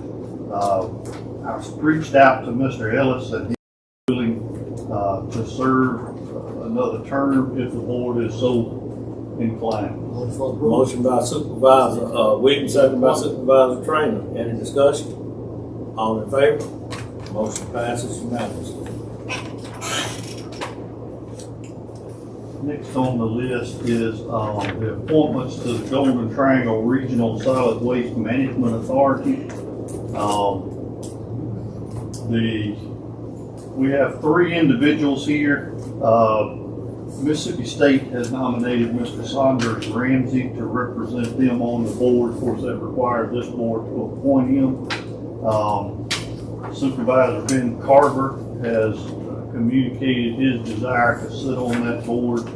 And then Mr. Brad Spencer has stated that he was willing to serve another term if the board was willing. Make a motion to accept all three recommendations. It's been motioned by Supervisor Trainer, second by Supervisor Little, that we accept all three recommendations. Do have a little discussion. It seems as if, because I used to serve on the board, on that board, we are talking about the one. It seems as if there's some statute that says those members have to come, and we can research it. I don't have a problem at all about who we're recommending, but it seems like there may be a statute out there that says those people have to be from that district, because we were not allowed to continue to serve. We had to. It was myself and another supervisor, and I think the statute came up that District 2 supervisor has to be the one to appoint those individuals from his district. Now, I'm just... I asked a question in anticipation of this and got responses back. When I say asked a question, I asked a question of this body, not necessarily representatives from Golden Triangle, but and was told the answer to that question was no. But it is in. Listen, I don't have a problem. I'm great individuals. I'm just saying I remember an issue that came up, and I had to step down because I wasn't from District 2, and so I'm just, I'm just saying. You had to step down recently. That was. Remember Supervisor Trainer when you had to appoint those members on that board? I'm thinking so, but now, if David was already on there, because of Now you But we may still be got able to more. serve as District 2 supervisor, but I had to step down off of the board because I wasn't from District 2. And this came about when we were discussing that the Golden Triangle would take over the bookkeeping and things of that nature. And it caused a little kerfuffle there. Well, and so they went to digging through the If statute. in fact that's the case, then I'm assuming that Mr. Oathwalt would have been representing District 4. But that was, we talking about David Oswald? David Oswald, right. Oh, we've served since he was, Well, he was out there and recently passed. Yeah, he served. Right. And that's where this reappointment is being driven. Well, this may be, now there's, and please research this because there's an executive board, but then there's a larger. But anyway, I'm just putting this out there. I know I had to step down off of the board, so it's worth researching. Why don't we do this? Y'all can approve this, and then I can check into what we need to check into, and if we need to, we can come back and reevaluate and relook at what we need to do. I think the nominee in question is whether or not Supervisor Carver can serve. Not necessarily just him, but if you're not from District 2. This is District 2 seat. That's what I'm confused about. It was something when this was put into place because it sits in District 2. The landfill and everything sits in District 2. So there are some statutes, and when they were putting together this thing, that read, and that's what I'm saying. They went digging into that statute. The reason we had to step off of it. So I'm just saying, if do a little bit of research, so we can move forward. This right now. I'm my thinking was put a board, have a liaison on the board on there, but then I know Saunders and his position in Mississippi State, and we're friends personally, he'd be fine too. And I'm just gonna go ahead and nominate that, my motion would be make Saunders Randy have this position here. I'm gonna confuse myself. No, I think Saunders is one of them. Yeah. We got three. Yeah. Okay, find out. Yeah. My thinking on, I've always, wanted to serve on this board was to have a board liaison. If there's something wrong, you're saying there's 3 total positions. We'll cover you. I'm not sure. Absolutely. We'll cover you. This ain't work. Right. Exactly. I'll get us to where we need to go. So we're gonna approve these 3 people. We approve them, pending- and if I need, and Yeah. if we need to change, we'll change. Who's the third person? Brad Spencer. Brad lives out there. Brad Spencer. He's already on District now. 2, I believe. Oh, he's Yeah, on Brad there. lives out there. And there's some other ones on there too. You got, I know at least 2 I others. could get the whole list if I need. Yeah, I had I've known Brad for 30 years. He lives out that direction. Any other discussion? All in favor? Motion passes unanimously.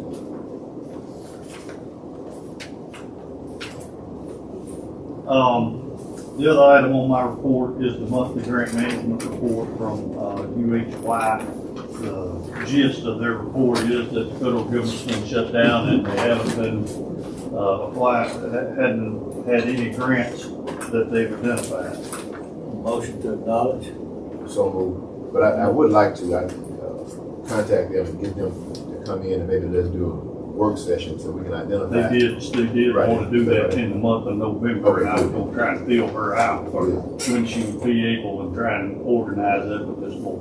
Now, they did say that there possibly some funds available for wastewater and potable drinking water. Possibly.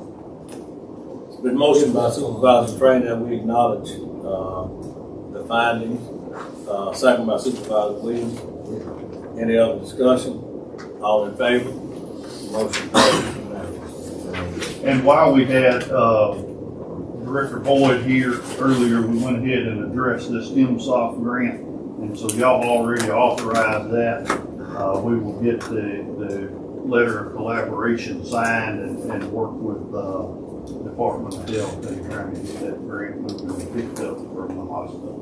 Do we need to back up just a little bit and authorize you to set up the meeting sometime in November? Oh, well, we certainly can. I was just gonna, I think the board president could set a meeting, and I was gonna try and get with UHY to understand their dates, but yes, sir, if you feel. I think we need to get a motion to authorize you to go ahead and move forward with setting up a meeting with UHY. A motion by Supervisor Little, second by Supervisor Trainer.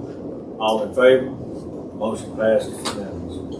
That's just for emergency management agents to manage that grant, rather than for, Oklahoma County Hospital to be affiliated. It has to be a organization of the county. And so prior to we had to do it all, and then we would pass the county, not Oklahoma County Hospital was able to manage it. But going forward, we had to figure out how to get that thing over into the county's hands. Now, there's some risk associated with it in that you can only buy durable property, right? Most durable property has to be on the property book. It can only be a part of ambulance services. Of course, we contract out ambulance services, so if we buy a piece of equipment, then we're going to have to loan it to MedStat or whoever the current ambulance service provider is, and at some point we have to have them account for it or inventory it and get it back. So I'm working with Mr. Boyd and with the David Eldridge, trying to figure out exactly how we're going to work this thing going forward. But there's a pretty quick suspense on it, which is why I brought it before the board for approval to apply as we work through all these details, trying to figure out how to orchestrate this thing. So MedStat was subsidized in the county 1 mil. So they still no, they weren't subsidized. They were prior to last year. Last year, not this current, but the previous year, that mill was taken, half mill, I think it was taken off. You're just, just obviously you lost me on that. You're saying that anything with the MSF, we can receive it and give it to MedStat? Yes. Okay. Any equipment, any line item, I want to be careful to say we're not giving it to them. It remains on our books as a loan. They would have, if the contract changed, they would have to return any durable items. And is this like AEDs or? It can be. The way the grants are written, it must be durable. It can't be consumable items, like it can't be just regular old supplies. Right. I think last year they had proposed to purchase a side-by-side fancy sprint vehicle. They didn't get that executed, but that was a proposal. So we have a good deal of funds that have been escrowed. And if we don't get those funds spent by December the 31st, then we're going to have to pay them back. But you're thinking like ambulatory care type stuff? It has to be ambulances. And I even asked a lot of questions about our EMTs on the fire departments, and it does not include those. It's ambulance specific. You got a motion? Oh, no, this was already taken care of. Yes, sir. This grant right here is something that we've done in the past. It's the Mississippi Department of Environmental Quality Solid Waste Assistance Grant. If you read the letter that was provided from MDEQ, then you'll note that there's $17,962 that's available for Oktibbeha County. I need your approval to move forward with this application. So moved. Motion by Supervisor Trainer, second by Supervisor Carr. Any other discussion? All in favor? Motion passes. That grant has worked well in the past. We've had that grant before. We have had it before. Yes, sir. The trick's going to be that something I got to get figured out is I think Darryl Fulgham was our trained, authorized person, right? And so I've got to get Harthold and figure out what that training needs to look like. And I'm uncertain. Who's going to do it? Sir? And who's going to implement it, get the work done?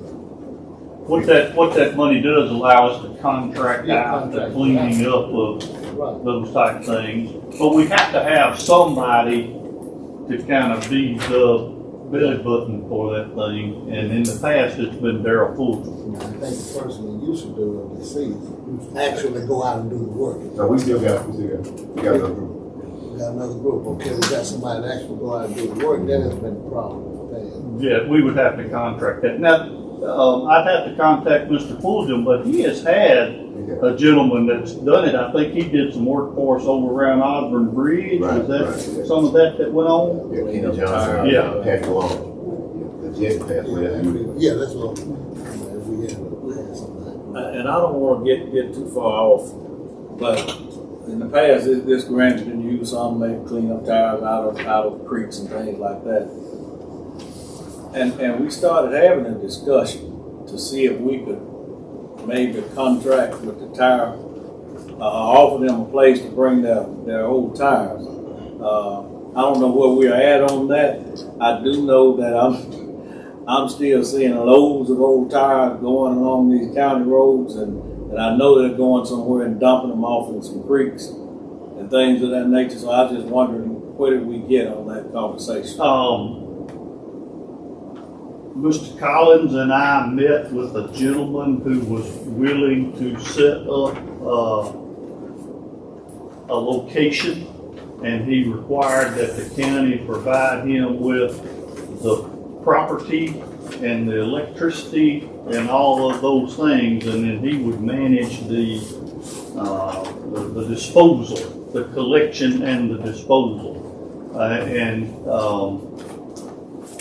After that meeting, Mr. Collins had stated that we needed to look into some of that. He had even talked about studying some of his shop locations, and we hadn't got back to that yet.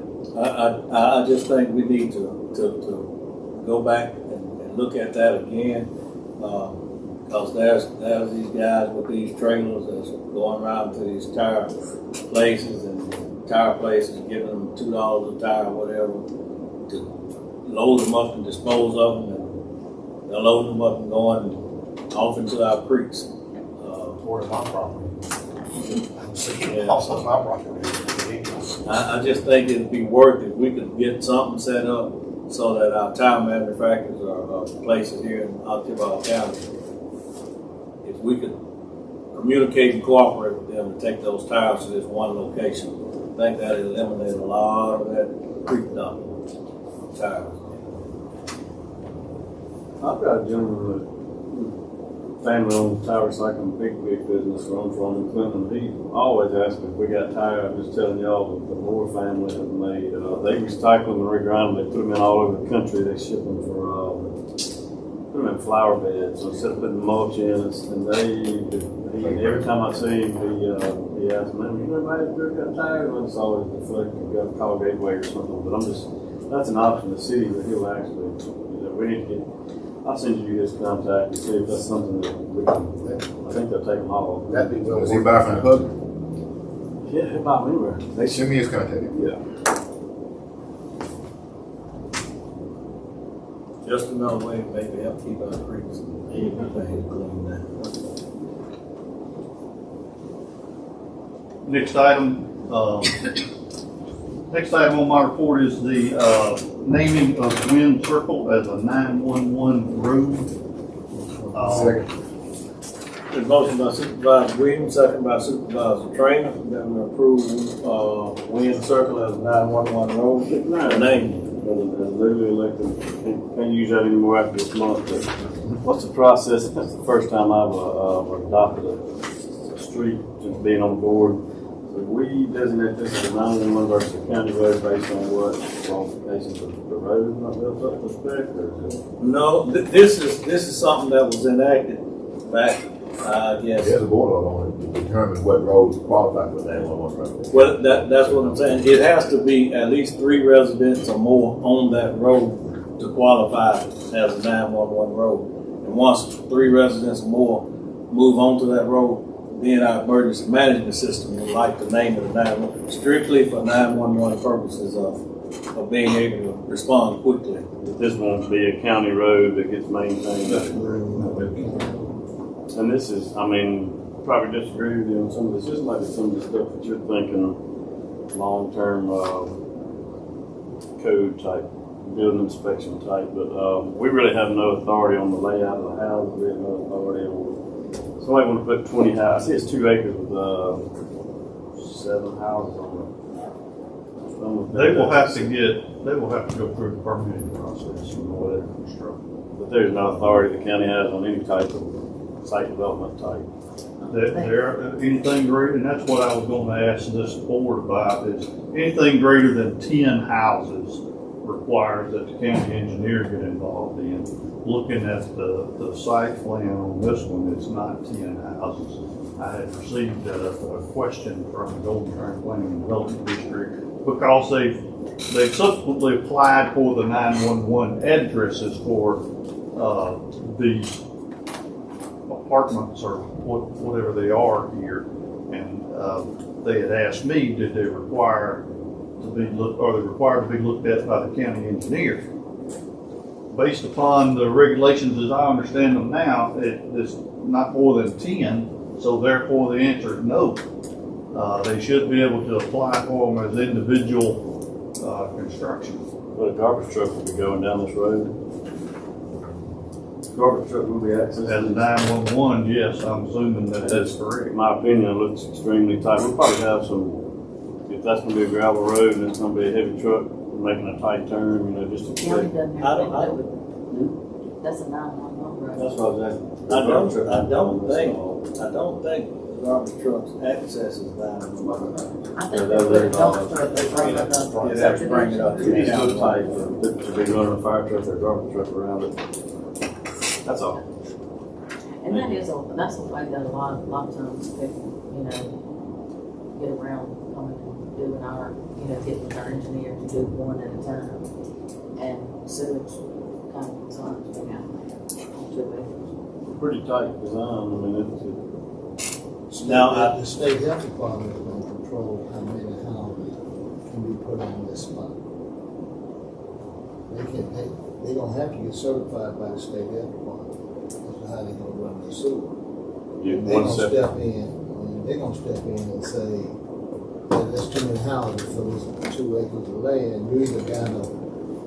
You can't have individual separate systems. You got to develop some complicated separate system. It's going to be controlled by the state health department how to manage their wastewater. I think it's 3 per septic system is the max. That's probably why they're doing 6 houses. Supervisor Carver, I do think though that those roads are specifically named so that our ambulances and fire trucks can access. They are. And hence the name 911. Just for emergency management. Emergency, yeah. I guess I'm not talking about knowing what the address is. I'm talking about actually getting that truck in there and getting it out. And the cat district's notorious for tight design. It's going to be a subdivision development. We don't know. It looks like that. So that's a subdivision development. It's Talk about something else. I'm gonna vote. I'll vote for it. But just asking. Well, this kind of goes into what Mr. Jones talked about earlier in terms of our comprehensive plan and everything. These are things that we just need to be thinking about. I think that's your point. Well, if it's a subdivision development, we have allowed the garbage truck to come in and pick up garbage in areas like that, but the developer have to sign some type of statement saying that we're not going to be responsible for waste management. Golden Triangle Waste Management not going to be responsible for the damaging of the road. You have to be responsible for your own damage that's being done. I know where one's at. Down old 12, but they are able to go in there and they turn around and complain about the terminal at the end of the developer approved it because there's so many houses in there. So I'm not going to require everybody to roll their can out. Can't do it too long the streets. A lot of people not going to want to They just all those cans at the end of the road. Yeah. Any other discussion? All in favor? Motion passes unanimously. Next item on my report is approval of invoices. Make a motion to approve the invoices. Motion by Supervisor Trainer, second by Supervisor Carver. Discussion. I do have some discussion. We on our engineering projects and stuff, that he's working his work product to us. I haven't received any work Because I think that is something that we need to require on all of that whenever, if he's finished with the layouts, he's finished with the stuff, when he submits the bill, that we get the work product on it, so we at least know what it is, Well, I know the ones in my district road have been bid already. So he has to be planned and he has to go through the bid process. But that's the thing. So That's why we're getting the That's what I'm bill, saying. that's Why we have a because copy we've of got the the plan. bids in and he just gets paid for the design. I thought we had a copy of that. When we didn't have a copy of the plan before we advertised it. I thought we already had it. Let's start doing that, just keep a copy, county needs a hard Because I copy. think we all need a copy of everything, just to know what's gonna be done. I was thinking we did the advertisement, so I thought we ought to have a copy. No, our county engineer handles all of that. He does it. He He sends publishes it it out. up in the paper and all that. Okay. I thought we did. Did we get requests to keep a file in the county office? Can we get the set plans? Absolutely. I mean, once we pay him for it, it becomes property of the county. And he should give us a hard copy of that, if he can't do it digitally. We need a motion to make sure that starts happening. Motion by Supervisor Carver, second by Supervisor Williams, that we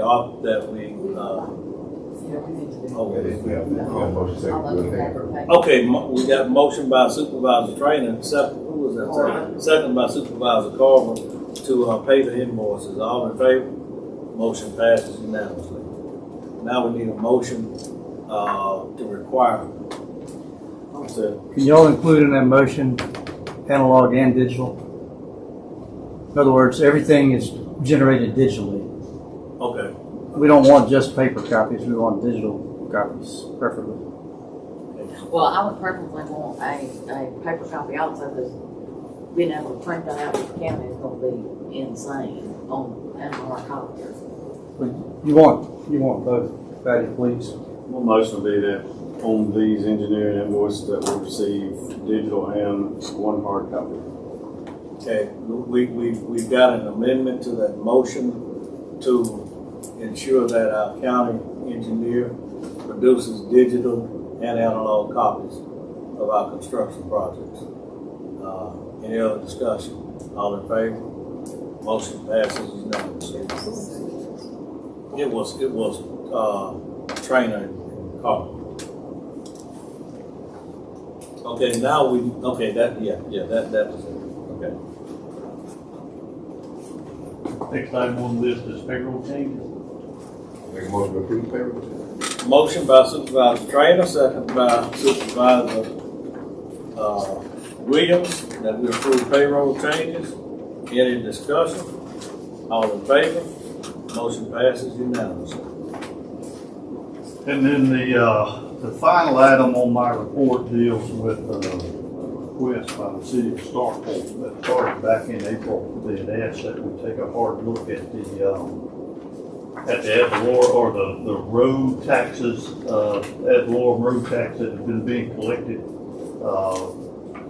during the period of 21 and 20, tax year 22 and 23. We had talked with the tax assessor collector regarding this. Because it dealt with the prior elected tax assessor collector, she had asked that we engage a third party to come in and look over all of that. We had asked Stephen Flake from Watkins Ward and Stafford, who is our auditor that we engaged for our financial audits while he was here to study and audit that, and he did so. His finding is that the city of Starkville's estimations were very close. They were not taken into account just a little bit of the TIF money and the way that's split up, and he determined that the actual amount owed to the city of Starkville was $411,236.53. That money, if paid out, would come out of the road fund. I make a motion we sell that amount immediately. Been motioned by Supervisor Trainer, second by Supervisor Little, that we settle the amount indicated to the city of Starkville from the road department. Any discussion? Just one discussion. This has been corrected now moving forward. I'm sorry, should have pointed that out. As part of his audit, we asked him to check subsequent years to try and determine where it had been corrected, so we knew what we owed going forward, and he has determined that it was corrected going forward, and all we owe is the 22-23 year. Any other discussion? All in favor? Motion passes unanimously. Subject to your questions, that concludes my report. There's something on the sheriff. Okay, I guess Chief gonna present.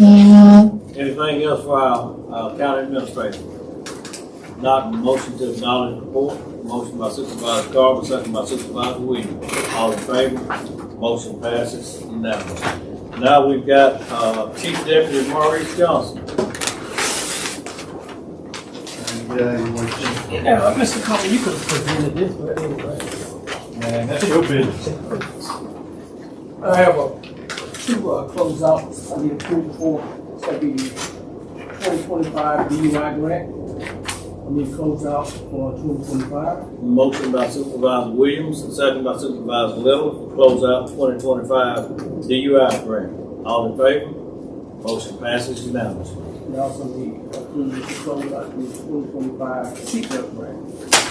Motion by Supervisor Little, second by Supervisor Howard, that we close out the 2025 seatbelt grant. Any discussion? All in favor? Motion passes unanimously. Any questions for me? I appreciate it. Thank you, Ron. Appreciate you.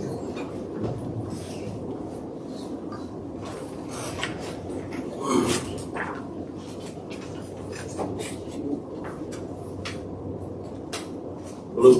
Yes, sir.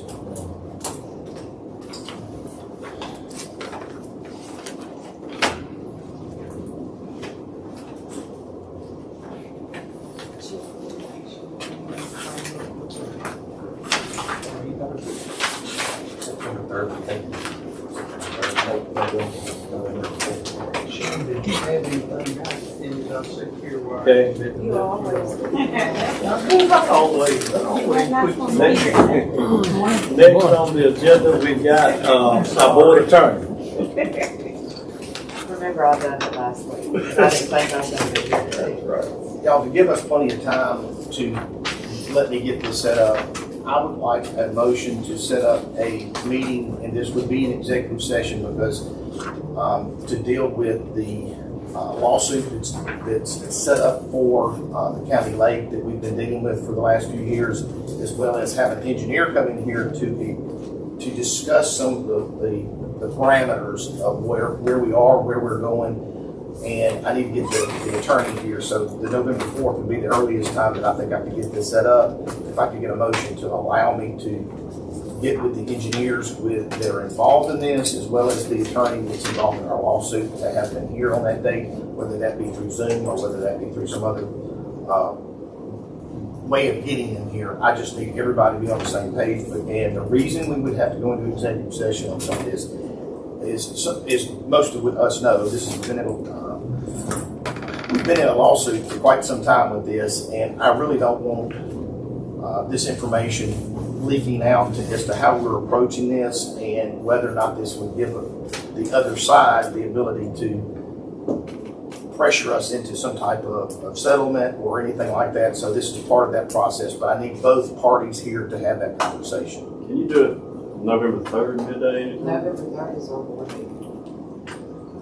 Whatever our regular board meeting. Which is a Monday, November 3rd. Well, I don't know if I can get everybody here. The reason I'm saying the 4th is because of I thought you just Well, I thought you had our regular board meeting to the fourth also. That's not a bad idea. As long as we have it the first meeting of the month, whether it's on a Monday or Tuesday, I'll be okay. Yeah, that's, I mean, But Rob can check into that. yeah, We need to set a check into meeting that, as because I long as think we on give the 2 weeks Tuesday, notice. if we have it on Tuesday, it has to be a holiday.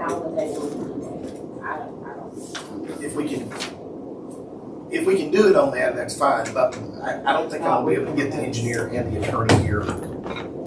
There's some scheduling issues with my attorney. That's what I've run it into. I would like to have it on the 4th if we can. I don't think I'm gonna be able to get it on the 3rd. We can tentatively go ahead and set it at 9 a.m. that the 4th. I may have to call in. So we need a motion. The motion It's also gonna be a regular board meeting. Not at this moment. Our board meeting is the 3rd. I know, Third recess to the fifth. And then recess to the 4th. I mean, I hate to have y'all come into that much, but I mean,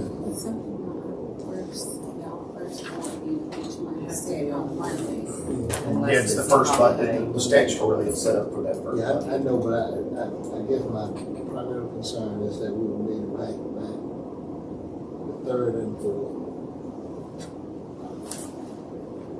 I'll check into it and see if it's possible to do it that way for some other reason, but I've got a feeling that we're probably stuck with what we're stuck with. We can go ahead and need a motion to go ahead and tentatively set that meeting for the 4th at 9 a.m. Motion by Supervisor Little, second by Supervisor Howard. Any other discussion? All in favor? Motion passes unanimously.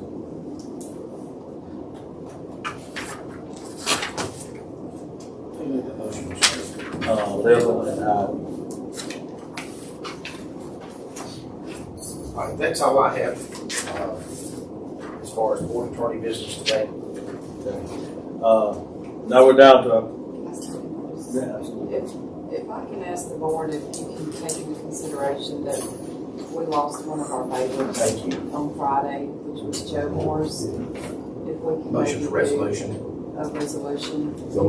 motion by Supervisor Trainer, second by Supervisor Little, that we do a resolution for the passing of one of our longtime bailiffs, Mr. Joe Mars. Any discussion? All in favor? Motion passes unanimously. Now we're down to our supervisor's business. We'll start to my left of District 4, Supervisor Little. At this moment. Supervisor Carl. No, sir. Supervisor Trainer. Yes, sir. Got something here I want y'all to consider. Now, I know we've been talking about roads, and I know we just had our last meeting dealing with government. So my understanding, based upon our last meeting, we're looking for government consultants to come back with us potential options for issuing a bond. Is that my understanding? That was the guidance given to them, as well as some, I think, some estimations or some projections, that right way to. Okay, so we'll have to decide the amount. We'll have to issue the notice of intent, follow the normal process that you have to go through this. So we've established the fact we're going to move forward with that. Is that correct? Yeah, that's correct. Okay. And we're gonna have the person come back and give us, the presentation about the other different scenarios with the interest, Now, would you like to have him come on November the 3rd? Is that? Well, I don't want to co-mingle the two, but that's a different animal, I guess. I just want to eat this elephant one bite at a time. Okay, just dealing with the bond situation. And I'm gonna let you know where I'm going. Y'all know I'm going somewhere. Okay, so that means if they come back, whenever, I don't know when Nick is coming back. When are we expecting them to come back? So that's what I was trying to determine. Are we thinking November the 3rd? Is that? November 3rd. When can they be ready to present? Because we told them to go off and review different scenarios, Monday being one of them. So when can they have all those different scenarios? I can't answer that question at this point. I can follow up with him. I can try to push him towards November 3rd. If that's what y'all, in other words, set that expectation and then see if he can meet it. Well, if it goes favorable, can we tentatively agree that we're gonna look at maybe a $15 million bond and split it 3 ways, 3 million people? And the reason why I said this is because you got a road out there that we took on advisement, it was 2.9. I think you got one out there that was it's 2.2 if I'm not mistaken. So the 3 million would cover those 2 projects that we got under that we took on advisement that we need to take some action on because those bids won't be good for them. Okay, if each one of us get an additional 3 million, that'll be more than enough to cover all the projects that I got bidded out that I need to complete. And if that's the case, if we know we're gonna do that and keep this thing on the fast track because time is of the essence, then what I would like to do is I would like for you all to go ahead and let's approve those bids that we took on advisement. The Maven Bell Schoolhouse and New Life Road and Rock Hill Road, because we know we're gonna issue the bond anyway. And we'll have all that out of the way. And between now and when we actually get the money in place, because Nick said that process may take about 3 months. So you're still talking about having that money in place probably before, let's say, May or June, and the work on these roads won't begin before that end. But you'll have the money in place.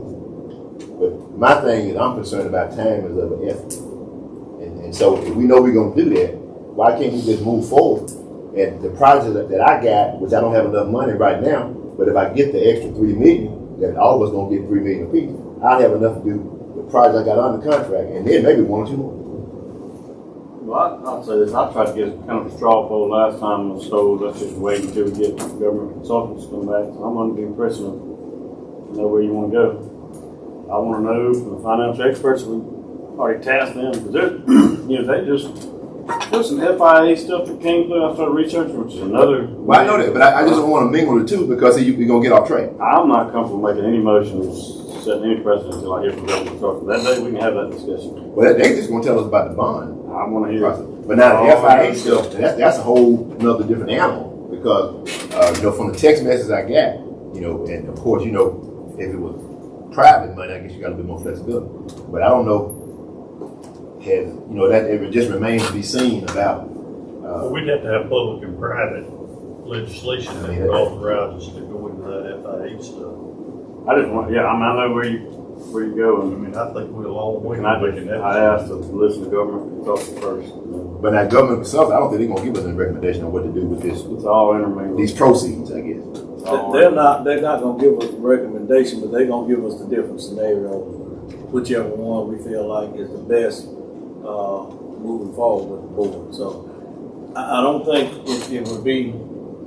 I'm still not ready to go ahead and approve Maven Bell yet until I hear from the government consultants. I know that, but at the same time, it would be easier for us to just clip off about 15 million and not issue a bond and distribute it. And that'll save a lot of time and fees and everything. It would, but I think we've already authorized governmental consultants to come back with some scenarios. I think there's a consensus on this board to move forward with some extra funding. Right at this moment, I don't know what it is. So I don't even want to say an amount, but I think it's a consensus. That's what we're trying to find, looking at all our different scenarios. But I'm not ready today to say let's authorize the road, the Maven Bell Road. But I think there's a consensus to get some extra money to do some extra projects. I'm just going to have to keep on talking about it. Nothing wrong with that. May I interject here? If we're going to have a discussion about how we're going to move forward legislatively, I'm not asking y'all to make this decision today, but I really do want you to be thinking about for either the November meeting or even the September meeting, telling me how I want to start. What are our projects? What are some of the big ideas that we're coming up with? Because I might be able to make something and two things. One would be if I'm moving forward with the local and private, I need to be kind of getting my ducks in a row for that. And then the secondary thing is what big project are we going to be moving forward with? And it may be roads, it may be something else. I don't want to suggest that I know what each of your minds are, but be thinking about that so that it would give me some instructions to be laying out a pathway for what I'm going to try to do and what Shannon Taylor and I need to get together and talk about on our side, and then get with Bart and our other senators that help come in here and help us do some things. And I'll get a meeting together with them as well. And y'all give us instructions. Tell us what you want us to do. What music are we playing for this next legislative session? Well, let me ask you this. There's another 800-pound gorilla in the room question. How much public input you all on any decision we make concerning the proceeds? You can have a public hearing, you're probably gonna have 8 or 10 people show up. I don't think you're gonna have a town hall full.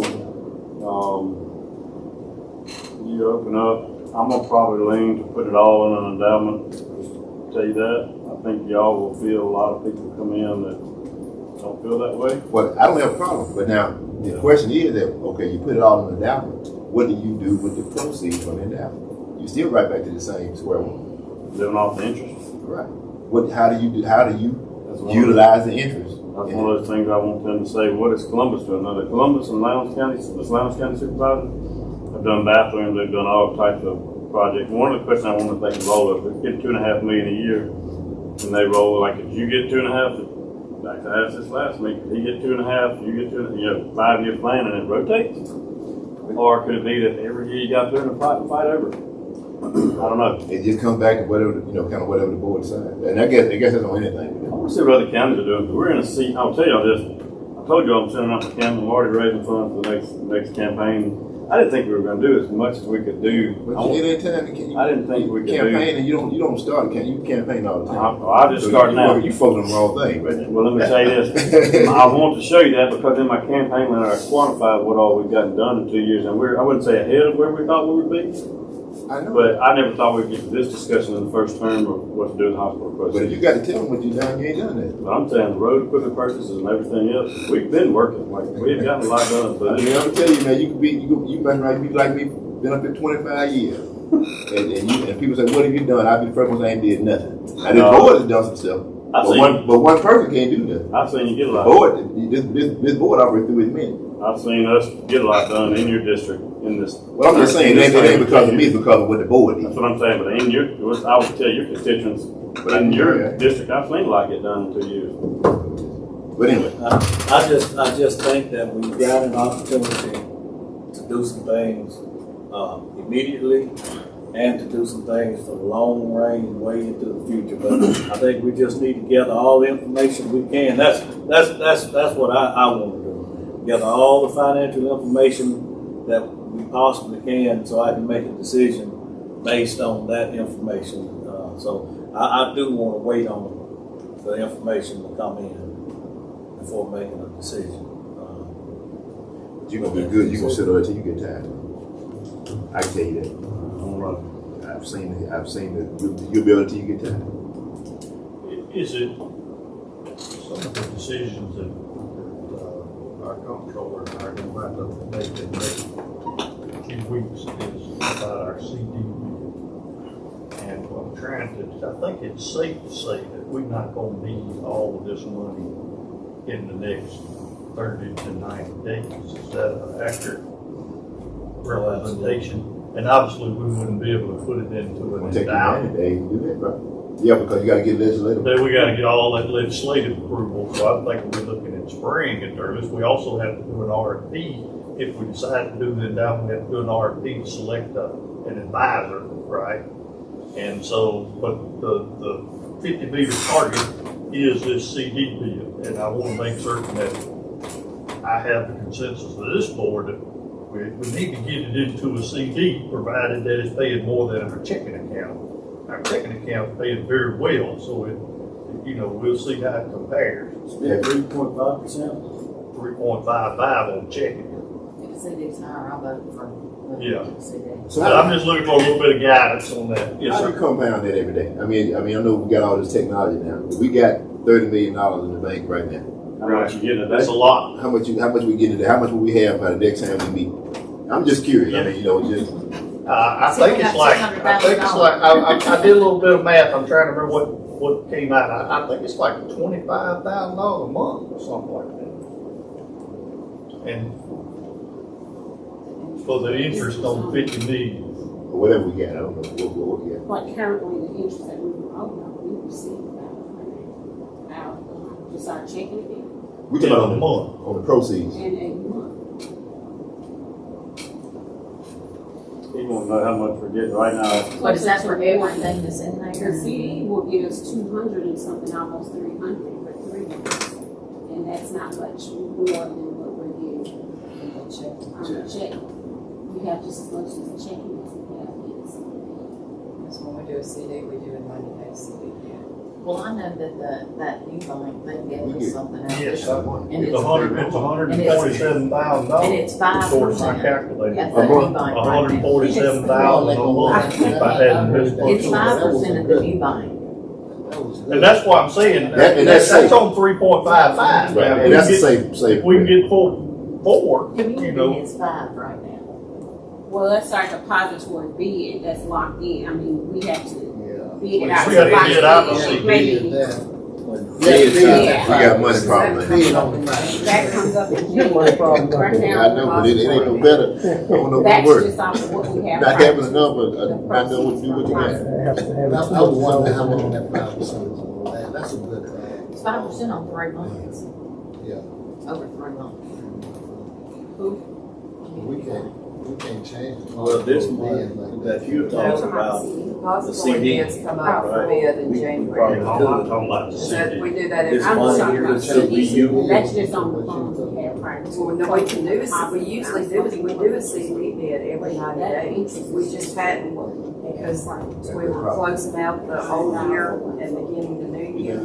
So in November, we'll do a CD bid. That's what I'm thinking. Is that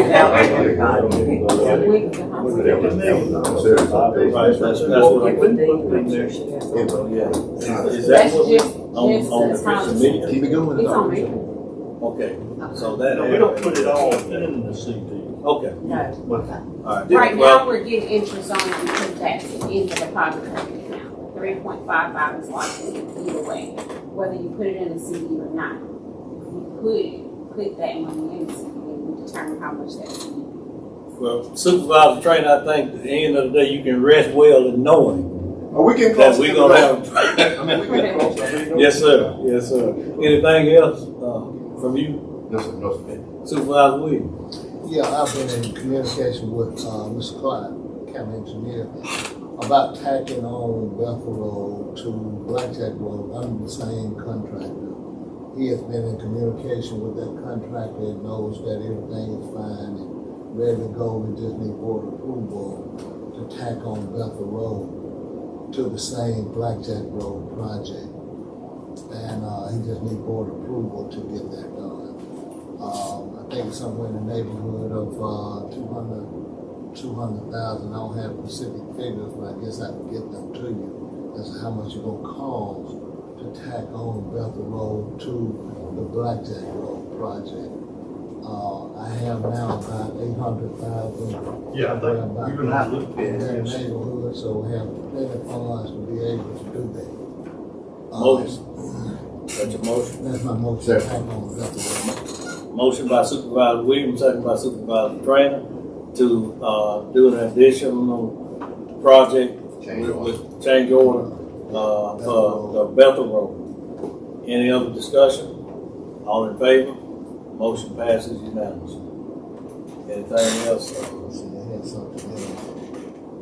Yeah, we've been kind of kicking the can down the road years for the Justice Court complex.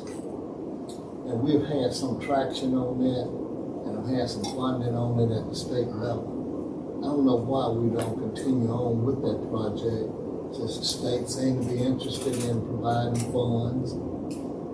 But I think that the hang up in the past have been, how do we work around it being a historical complex building?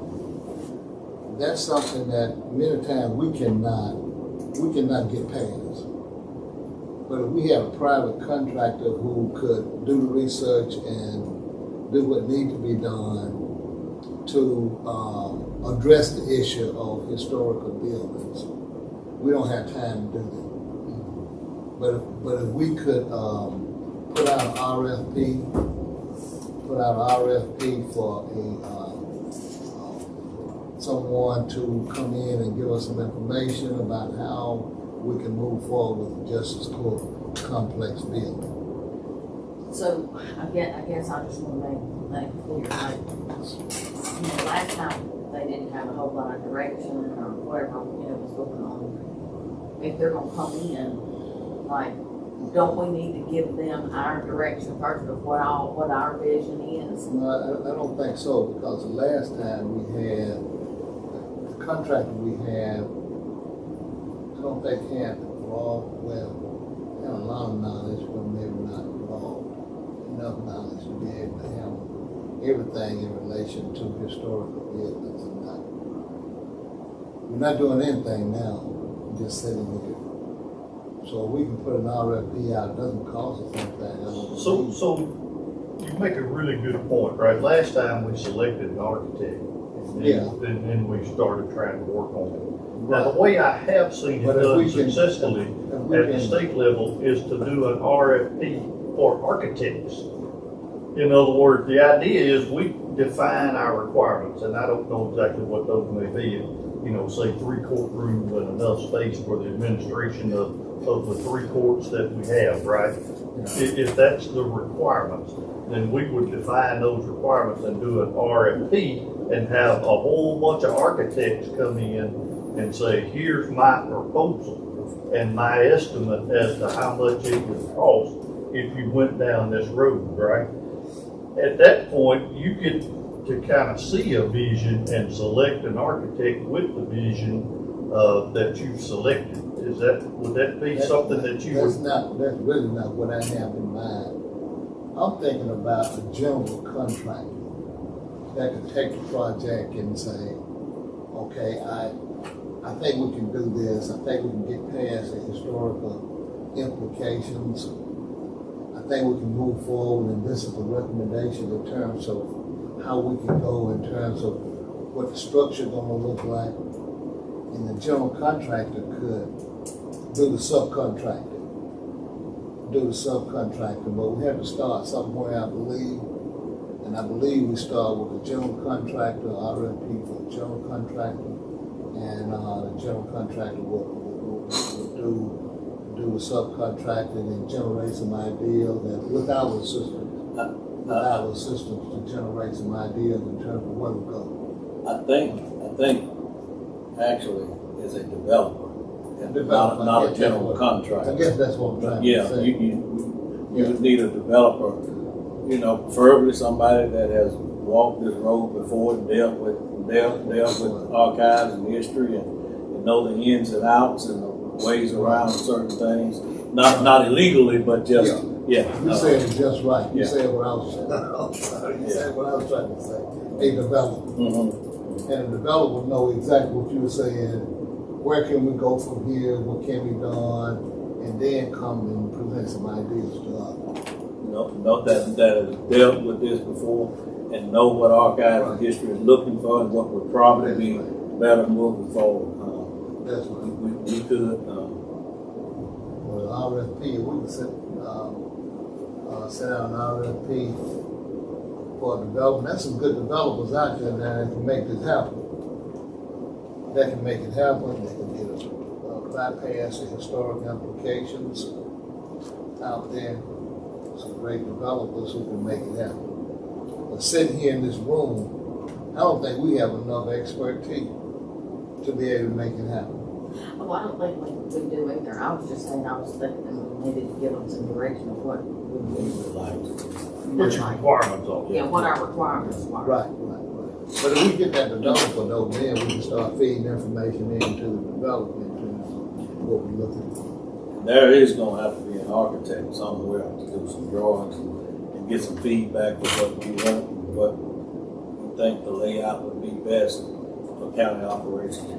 But the only thing to do when we do that, I mean, I don't know why I have this in my head, but if people like an RFP, especially the cost of thing, if some people could come up with some architect firms that would want the business, come up with a drawing or layout of what it would look like when we got to that point, that it would help Rob and them show what we're wanting Yeah, You know what I mean, I'm saying? yeah, You know, to have a drawing of the whole thing. But I guess we Drawing gotta and start with rendering. the developer and his input. You know, it's gonna be a lot of pieces and parts. The process would be to engage an architect, put out an RFP for an architect, let them come in and hear from this board as to what they think would be the best process and the best layout, and then come back and get us satisfied, then move to a developer and say, okay, this is what we want. Or you could do it simultaneously, I guess. Maybe. Do it simultaneously. Because we do have to figure out what we're gonna do, if that's where it's gonna be, over there, moving, if we need to move the health department, you know, somewhere, give more space over there to have a complex. I guess what I'm saying is, I think it's a great that's idea, what we and need. it's That's just what a we lot need. in that, you That's know, why we need to, need a developer. need somebody to figure out all the pieces. We need someone to figure out the pieces. It doesn't seem like we're able to do it. We've been working on it for a while now. So someone can figure out the pieces of it now for a can. And I'm But I wondering, agree. yeah, I agree there's with just a lot. Yeah. And I was wondering, even if it wasn't over there, if somebody could come and we could do a study of where it was bigger, where we could have a site for the jail. Because eventually we're gonna have to figure out where to put a new jail if we're gonna do a complex. You know, because I know there's a lot of property down, You've authorized me to engage, Slaughter and Willingham, would that be something that we would engage them for? I'm asking, I don't think It's they. probably not as far along as what we want right now. You know, they'll be in charge of the pie in the sky type approach of putting all these pieces together. But you remember we had a group, and I just texted Gary. We had a group came in from Memphis that was looking at handling the whole 9 yards, the project management, the funding, the construction management, and everything. I remember him. And so I'd like to see about maybe getting them back to, because that's kind of the approach it looks like what we're looking at. They could help us from A to Z, you know, with all the aspects that kind of go along with it, and do something similar to like what the city did with City Hall. You know, it's kind of almost the same similar approach to what they did over here. I also think we've got a local development, Mark Castleberry, that could do the same thing. Well, that has developed here and had to deal with archives and history for something. So he would have the experience and the expertise.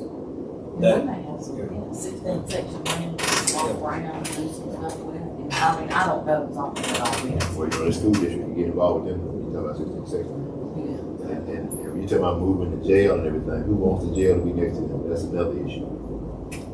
Well, it doesn't, but at some point we're gonna have to do it. I mean, it's like landfill. It's got to go somewhere. And But I'm nobody just wants it thinking, next to them. if it's gonna be a just, you know, if we work on the true justice complex, if it's on the back end of it, then you don't have to transport people very far. I'm saying. And, you know, I think we can, and I'm not saying Mark Castleberry, but I think we can turn someone loose with his expertise to work with us, to advise us, and get this project complete. A developer like him has done many projects. yes, and he's got a lot of contacts. Out of Mississippi State, County. Locally. Yeah. But he's a private business developer. He's got to make money sense for him to do that. So this may not be a problem. I think, well, I think he's got some ideas that could get us where we want, where we're trying to go. I think we can pull all out of this one. I don't see any reason why we can't just let him come talk to the board about it, and your group from Memphis. I mean, there's nothing wrong with it. Would it be appropriate to get someone like Mark Castleberry to talk to us? Would it be appropriate to do an RFP for a developer and have it drawn in terms of we want to do something with this complex? How can you help us? Type thing. With y'all's permission, you'll let me go out here and informally have a conversation with not just him, but whomever we think might be interested in this, and we could kind of come back with some information, and if whomever the interested party would be, come back and sit down and have a conversation. Because now y'all are thinking in larger terms, in terms of what we can do moving forward. And that's exactly what I meant when we were talking about what we could possibly take to the legislature and see what we can figure out. Yeah, you had gotten some funds previously. Yes, sir. From the legislature for Justice Court Complex. Those funds will be allocated. I know they will be allocated, yes, we can't use those funds now. But that's an example of what they're interested in funding. Great conversation. So where are we then? I would ask y'all to We're gonna talk individually and get some input from various developers. The county administrator's gonna choke me, but I would ask that the two of us have an opportunity to reach out in multiple directions, because I want y'all to have as much information as you can have. And then do an RFP. And then do an RFP. I think that would be a way to tackle this and give you as much information as you can. I do know that Mr. Castleberry is very interested in that property over there. I'm 1,000% correct in this, so he may be interested, but there may be other parties. I don't want to suggest, I certainly don't want to commit him to something that he may not be. To Supervisor Trainer's point, he's going to want to be able to understand how to make money and make money with this project. And I think there are ways to do this, and I think there are ways that we can do this and the county have long-term investment in how we approach that property. So I think that may be one option, but I think y'all need as many options in front of you as we can get. Absolutely. So we need a motion to authorize our board attorney and county administrator to move forward with reaching out to possible developers to come before the board. Motion by Supervisor Williams, second by Supervisor Little. Any other discussion? All in favor? Motion passes unanimously. Anything else, Supervisor Williams? That's all I have, Mr. President. Thank you, Supervisor Williams. Well, as we've been here discussing, there's a lot that this board is still wanting to do and trying to do and looking for ways to accomplish. We've also got a project that's been out there biting at our heels now for some years that we need to get moving forward on, get some resolution on, and get that project behind us. That project is the Octavia County Lake Dam. It's time for us to move forward with that project, and I think today it would be good if this board made a motion to draft a letter of resolution to all the entities involved, from our engineering to NRCS, to Soil and Water, to Mississippi MDEQ Dam Safety Division, alerting them that this board is now ready to move forward with this project and get this project moving down the tracks and get this project completed so we can move on. So my motion today is I'm going to ask the board if we'll pass an order to authorize a letter of resolution to be drafted and sent to all the different entities involved in getting the County Lake Dam project moving and completed. Second. It's been seconded by Supervisor Trainer. Any other discussion? All in favor? Motion passes unanimously. I don't have anything else. Well, we stand adjourned to the 3rd. Motion by Supervisor Trainer that we stand adjourned until November 3rd. Any other discussion? All in favor? Second. Motion passes. Oh, second by Supervisor Carter. All in favor? Motion passes unanimously. Thank you all so much. Great.